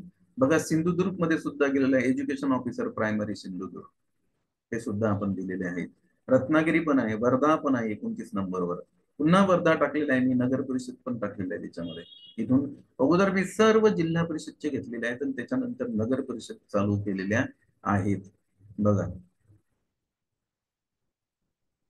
अशा प्रकारचे हे मी प्रिफरन्स दिलेले आहेत. 39 नंबरवर पुणे पीएमसी आहे प्रायमरी, याला 39 नंबरचा हे दिलेला आहे. त्याच्यानंतर बघा 40 नंबरवर नंदुरबार आहे, सातारा आहे, नागपूर आहे, सातारा आहे. पुन्हा एनपी म्हणजे नगर परिषदचे आहेत सर्व. अगोदर जिल्हा परिषदचे दिले, त्याच्यानंतर नगर परिषदचे दिलेले आहेत. प्रिफरन्स कसे द्यावे याचं सुद्धा टेक्निक आहे. टिक करायचं नाही, फक्त थिंकिंग करून आपल्याला प्रिफरन्स द्यायचे आहेत, विचारपूर्वक आपल्याला प्रिफरन्स द्यायचे आहेत मित्र. एनपी सातारा पण आहे, नगर परिषद सातारा आहे. पुन्हा एनपी पाचगणीचं पण दिलेलं आहे सातारा जिल्ह्यामधले. सांगली पण घेतलेलं आहे मी नगर परिषद बघा. 47 नंबरवर 48 नंबरवर कोल्हापूर सुद्धा घेतलेला आहे. 49, 50, 51, 52 चालले पुढे पुढे. हे लक्षात घ्या, हे मुलगी आहे. मुलगी असल्यानंतरही हिचे मी एवढे प्रिफरन्स दिलेले आहेत. तर मुलांनी तर बिलकुल बिनधास्त सगळेच प्रिफरन्स देऊन टाकायचे आहेत. इथं बघितलं तुम्ही तर चंद्रपूर आहे महानगरपालिका, MNP चंद्रपूर 54 नंबरवर मी दिलेला आहे. पुन्हा बल्लारपूरचं सुद्धा दिलेलं आहे चंद्रपूर मधलं. रायगड नगर परिषद दिलेलं आहे. अलिबाग सुद्धा दिलेला आहे मी, अलिबाग दिलेला आहे 57 वर. त्याच्यानंतर 59 दिलेलं आहे, एनपी पनवेल आहे. त्याच्यानंतर 60 आहे. चाललंय पुढे पुढे. असे जे प्रिफरन्स आपण दिलेले आहेत, तर विदाऊट इंटरव्ह्यूचे मी 72 प्रिफरन्स यांचे दिलेले आहेत. कारण विदाऊट इंटरव्ह्यू मध्ये काय येते तर 1:1 येते. आणि त्यामुळे मी सर्वच्या सर्वच प्रिफरन्स इथं देऊन टाकलेले आहेत, मुलगी असल्यानंतर सुद्धा. कारण मी त्यांना समजावून सांगितलेलं आहे की लॉ ऑफ प्रोबॅबिलिटी मध्ये आपण जितकं जास्त खेळणार आहे तितकं त्या गेम मध्ये आपण कायम राहणार, हे सगळ्यात महत्वाचं आहे. आपल्याला या सिस्टीम मध्ये कायम राहायचं आहे. समजा या 72 मधलं एकही नाही मिळालं तर मग वैयक्तिक इंटरव्ह्यूचे सुद्धा मी त्यांना त्यांचे प्रिफरन्स लॉक करून दिलेले आहेत. कारण बऱ्याचशा लोकांच्या मनामध्ये असा गैरसमज आहे की विदाऊट इंटरव्ह्यू विथ इंटरव्ह्यू दोन्ही द्यावं, त्यांनी आम्हाला विथ इंटरव्ह्यू द्यावं, विदाऊट इंटरव्ह्यू द्यायचेच नाही. मग अशा वेळेस आम्ही काय करायचं? तर मित्र तसं नाही. पहिल्या फेजमध्ये विदाऊट इंटरव्ह्यू आणि ऍज पर टॅटच्या गुणवत्तेनुसार आहे. त्यामुळे कमी गुणवत्ता असणारा उमेदवार आहे जो शिक्षक उमेदवार, तो तुमच्या वर टाकताच येत नाही त्यांना, ते सिस्टीमच टाकत नाही. कारण त्या सिस्टीमला त्या कमांड्स दिल्या जातात, त्या कमांड्स मध्येच तुमचं हे जे थिंकिंग करताय तुम्ही ते बसत नाही. त्यामुळे ते गुणवत्तेनुसार टॅटच्या गुणवत्तेनुसार बघावं लागेल. समजा इथं 70 वर जर 100 काहीतरी 11 वाला आला तर इथे 71 वर 110 वालाच येणार आहे, त्यानंतर 109 वालाच येणार आहे. डिसेंडिंग ऑर्डर नाही सगळे तुमचं जे काही गुणवत्ता आहे ती तिथं चालते आहे, हे लक्षात घ्या. म्हणजे खालून जर विचार केला तर वर गेलं तर असेंडिंग ऑर्डरनं जाते, वरून तुम्ही आले तर ते खाली डिसेंडिंग ऑर्डरनं येते. म्हणून मी या जे शिक्षक उमेदवार आहेत यांचे मी विदाऊट इंटरव्ह्यू मध्ये यांना यांचे 72 प्रिफरन्स दिलेले आहेत, सर्वच्या सर्वच दिलेले आहेत. एकही प्रिफरन्स त्याचा बाकी ठेवलेला नाही, फक्त पार्शली ऍडेड आहेत ते मी घेतलेले नाहीत. आता मी जातोय पुढे बघा, वैध इंटरव्ह्यू मध्ये पाहू आपण. वैध इंटरव्ह्यू मध्ये या शिक्षकाचे जे प्रिफरन्स आहेत ते 21 पेजेसचे झालेले आहेत. विचार करा तुम्ही, 21 पेजेस, एका पेजेसवर 13 बसतात. 21 गुणला 13 जर केलं तर हे 200च्या वर प्रिफरन्स मी त्यांचे दिलेले आहेत. 200च्या वर मुलगी असल्यानंतर पूर्ण महाराष्ट्रामध्ये दिलेले आहेत आणि सर्व ऍडेडचे देऊन टाकलेले आहेत मी.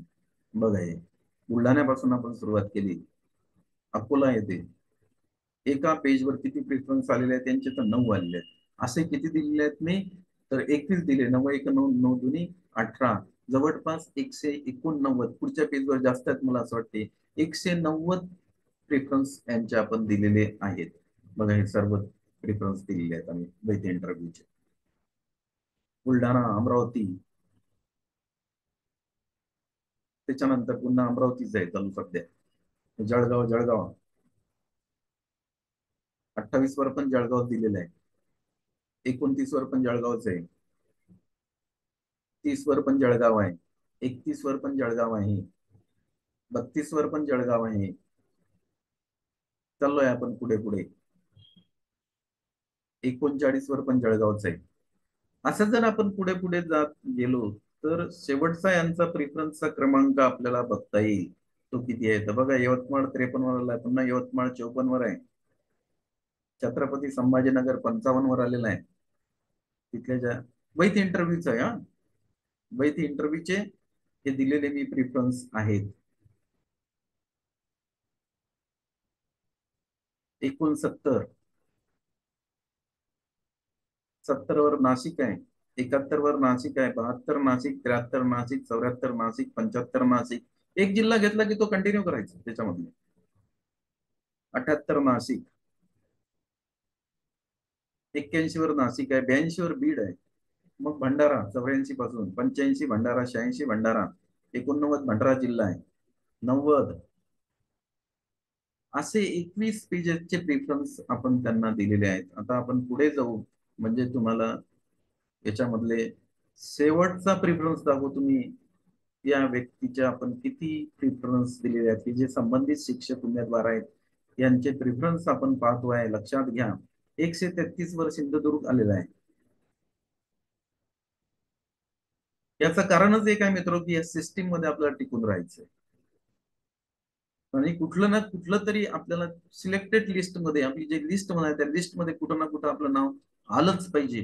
हा आपण याच्यामध्ये चंग मानला पाहिजे. म्हणजे काय होणार आहे की आपला जो काही जॉब आहे तो जॉब आपल्याला मिळेल. म्हणून प्रिफरन्स द्यायची हयगय करू नका. जेवढे प्रिफरन्स आले तेवढे पूर्ण प्रिफरन्स देऊन टाका. तुम्ही जर प्रिफरन्स लॉक केले असतील, आज सुद्धा तुम्हाला एक शेवटचा दिवस आहे, ते लॉक केलेले प्रिफरन्स डिलीट करा. कारण तुम्हाला 3 चान्स आहेत. 3 चान्स जर तुमचे संपले नसतील तर जरूर डिलीट करा. डिलीट केल्यानंतर पूर्ण प्रिफरन्स तुम्ही देऊन टाका. म्हणजेच आपल्याला शेवटच्या चेंडूपर्यंत, जसं क्रिकेटमध्ये खेळतात तसं आपल्याला याच्यामध्ये शेवटच्या याच्यापर्यंत खेळायचं आहे, शेवटच्या अटेम्प्ट पर्यंत आपल्याला खेळायचं आहे.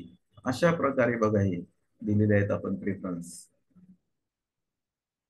183 वर धुळे आहे, 185 वर आहे. आता हे पेज बघितलं तर 19 नंबरचं पेज आहे बघा. 191 वर सोलापूर आहे, 192 सोलापूर, 193 सोलापूर, 194 सोलापूर आहे, 195 सोलापूर आहे, 197 धुळे आहे. चाललंय पुढे पुढे बघा. 200 आलेलं आहे, 201, 202 आणि या उमेदवाराचे 203 वैयक्तिक इंटरव्ह्यूचे मी मित्र प्रिफरन्स दिलेले आहेत, 203.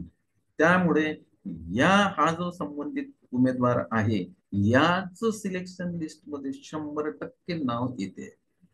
कारण हे कोण सांगते, मी नाही सांगत, मॅथमॅटिक्सचा लॉ ऑफ प्रोबॅबिलिटी सांगते. आपल्याला जास्तीत जास्त याच्यामध्ये टिकून राहायचंय, जास्तीत जास्त प्रेफरन्स मध्ये आपल्याला खेळायचंय. म्हणून मी तुम्हाला पुन्हा एकदा रिक्वेस्ट करेल, जेवढे प्रिफरन्स आले तेवढे देऊन टाका, फक्त अनएडेड काढून टाका, अनएडेड प्रिफरन्स देऊ नका. मग समजा तुमचं गुणवत्ता टॅटची जर कमी असेल तर जे काही पार्सली ऍडेड असतील ते सुद्धा सगळ्यात शेवटी टाकून द्या तुम्ही, चालते. कारण तुमच्यावर ही सिस्टीम अन्याय करत नाही, ती टॅटच्या गुणवत्तेनुसारच सिलेक्शन करते. हे पक्क तुम्ही लक्षात ठेवा. याच्यामध्ये असं कधीच होत नाही की कमी गुणवत्तेवाल्याला अगोदरचा चान्स भेटला, मला गुणवत्ता जास्त असूनही मला नंतरचा चान्स मिळालेला आहे, असं या सिस्टीम मध्ये होत नाही. आणि जर तुम्ही समजा प्रिफरन्स कमी दिले तर मग होते. मग हे चान्स सांगतो मी तुम्हाला, तुम्ही जर प्रिफरन्स कमी दिले तर कमी गुणवत्तेवाला लागून जाईल सर्व्हिसवर, आणि ज्याची गुणवत्ता जास्त आहे तो याच्यामध्ये सर्व्हिसवर लागणार नाही. तो स्वतःच स्वतःवर अन्याय करून घेतो. याला म्हणतात स्वतःच्या पायावर स्वतःहून दगड पाडणे, असं म्हणतो आपण. म्हणून आपली गुणवत्ता जरी जास्त असेल तरी प्रिफरन्स सगळेच द्या. असं म्हणूच नका की मला एवढे मार्क्स आहेत टॅटमध्ये, मला हाच अमुक जिल्हा मिळते. ते सिस्टीम देईल तुम्हाला जिल्हा, तुमच्यावर अन्याय नाही करते सिस्टीम. तुमच्या गुणवत्तेला न्याय देते, बिलकुल काही प्रश्न येत नाही. आणि गुणवत्तेला न्याय देऊनच तुम्हाला जिल्हा मिळणार आहे. म्हणून प्रिफरन्स कमी देऊ नका. होऊ शकते स्वतःच्या चुकीमुळे कमी गुणवत्तेवाला, कारण काय, ते सिस्टीम असे सांगेल यांनी प्रिफरन्सच दिले नाही, मग आता आम्ही काय करणार. तुम्हाला सिस्टीमनं प्रिफरन्स अवेलेबल करून दिलेले आहेत, काही प्रश्नच येत नाही. मग जितके प्रिफरन्स आपल्याला सिस्टीमनं अवेलेबल करून दिलेले आहेत ते सगळेच प्रिफरन्स आपल्याला द्यायचे आहेत, त्या सगळ्याच्याला प्राधान्यक्रम द्यायचे आहे. फक्त अनएडेड आपल्याला सोडायचे आहेत. पार्सली ऍडेड सुद्धा असतील आणि गुणवत्ता कमी असेल, टॅटचे मार्क्स कमी असतील तर सगळ्यात शेवटी त्याला टाकून द्या तुम्ही, काही प्रश्नच येत नाही. आणि त्यामुळे काय होईल की तुमचा सिलेक्शनचा जो चान्स आहे तो 99% इम्प्रूव्ह होतो या लक्षात. म्हणून आपल्याला प्रिफरन्स जास्त द्यायचे आहे. मी सांगतच नाही तुम्हाला, मी कृती केलेली आहे, तुम्हाला दाखवलेलं आहे की 203 वैध इंटरव्ह्यूच आहे, हे लक्षात घ्या. वैध इंटरव्ह्यू मध्ये दिले लोक, वैध इंटरव्ह्यूला घाबरून राहिले, घाबरू नका, माझं असं म्हणणं आहे. कारण काय, कोणाला ना कोणाला त्यांना घ्यावंच लागते. आणि समजा एकदा आपल्याला वैध इंटरव्ह्यू मध्ये आपण गेलो ना, आपला स्कोर हायएस्ट आहे आणि त्यांनी अन्याय केला, तर आपल्याला दाद मागता येते त्याच्यामध्ये. न्याय सुद्धा आपल्याला मागता येते की माझं माझं टॅटचा स्कोर एवढा आहे, माझा लेसन असा झालेला आहे. हा, काहीतरी तुम्ही कुठले तरी अधिकारी तिथं नेमा आणि त्यांच्या समक्ष माझा लेसन घ्यायला लावा, कारण माझ्यावर यांनी अन्याय केलेला आहे या संस्था चालकांनी. हे सुद्धा तुम्ही तिथं, म्हणजे तुमच्या अंगात एक हे असली पाहिजे, वज्रमूठ असली मानली पाहिजे तुम्ही, आणि त्या सिस्टीम सोबत तुम्ही लढा. तुम्हाला निश्चितच त्याच्यामध्ये कुठं ना कुठं अपॉइंटमेंट मिळणार आहे, एवढं बाकी मी निश्चित तुम्हाला सांगतोय. म्हणून प्रिफरन्स द्यायची काही करू नका. कारण तू हा मनातली भीती काढून टाका की मी जास्त प्रिफरन्स झाले म्हणजे मला महाराष्ट्रातल्या कोणीही कोपऱ्यात ते टाकून देतील, तसं टाकता येत नाही. तुमच्या गुणवत्तेनुसारच तुम्ही तिथं पडले, आणि तेवढे प्रेफरन्स तुम्ही जर दिले नसते तर तुम्ही सिस्टीमच्या बाहेर पडले असते. हे मला आवर्जून सांगायचं आहे. आजचा शेवटचा दिवस आहे, अजूनही वेळ गेलेली नाही. प्रिफरन्स सगळेच्या सगळेच प्राधान्यक्रम द्यायचे आहेत आणि त्यांना लॉक करायचं आहे, ते विदाऊट इंटरव्ह्यू असो की विथ इंटरव्ह्यू असो. तर ठीक आहे मित्र, कारण हे 2019चा जी आर सांगते, 2019च्या जी आर नुसार सांगितलेलं आहे त्यांनी की आम्ही अगोदर स्थानिक स्वराज्य संस्था काढतो आणि त्याच्यानंतर आम्ही खाजगी शैक्षणिक संस्था घेतो. म्हणून अगोदर हे मनातलं काढून टाका की हे मिक्स होईल का, मग मला दुसऱ्याच्या याच्यात टाकून देतील का, असं नाही. हे मी तुम्हाला 100% जी आर वाचल्यानंतरच तुमच्याशी या विषयावर मी बोलत आहे. तर ठीक आहे मित्र, तुम्हाला हा व्हिडिओ आवडला असेल तर लाईक करा. आपण नवीन असाल तर माझ्या या चॅनलला आपण सबस्क्राईब करा, म्हणजे अशा प्रकारचे जे महत्वाचे आपण व्हिडिओ बनवतो ते तुम्हाला बघण्यासाठी उपलब्ध होतील. तर मी आता माझ्या या चर्चेला पूर्ण विराम देतो. पुन्हा आपली भेट नंतरच्या व्हिडिओमध्ये होईल. धन्यवाद.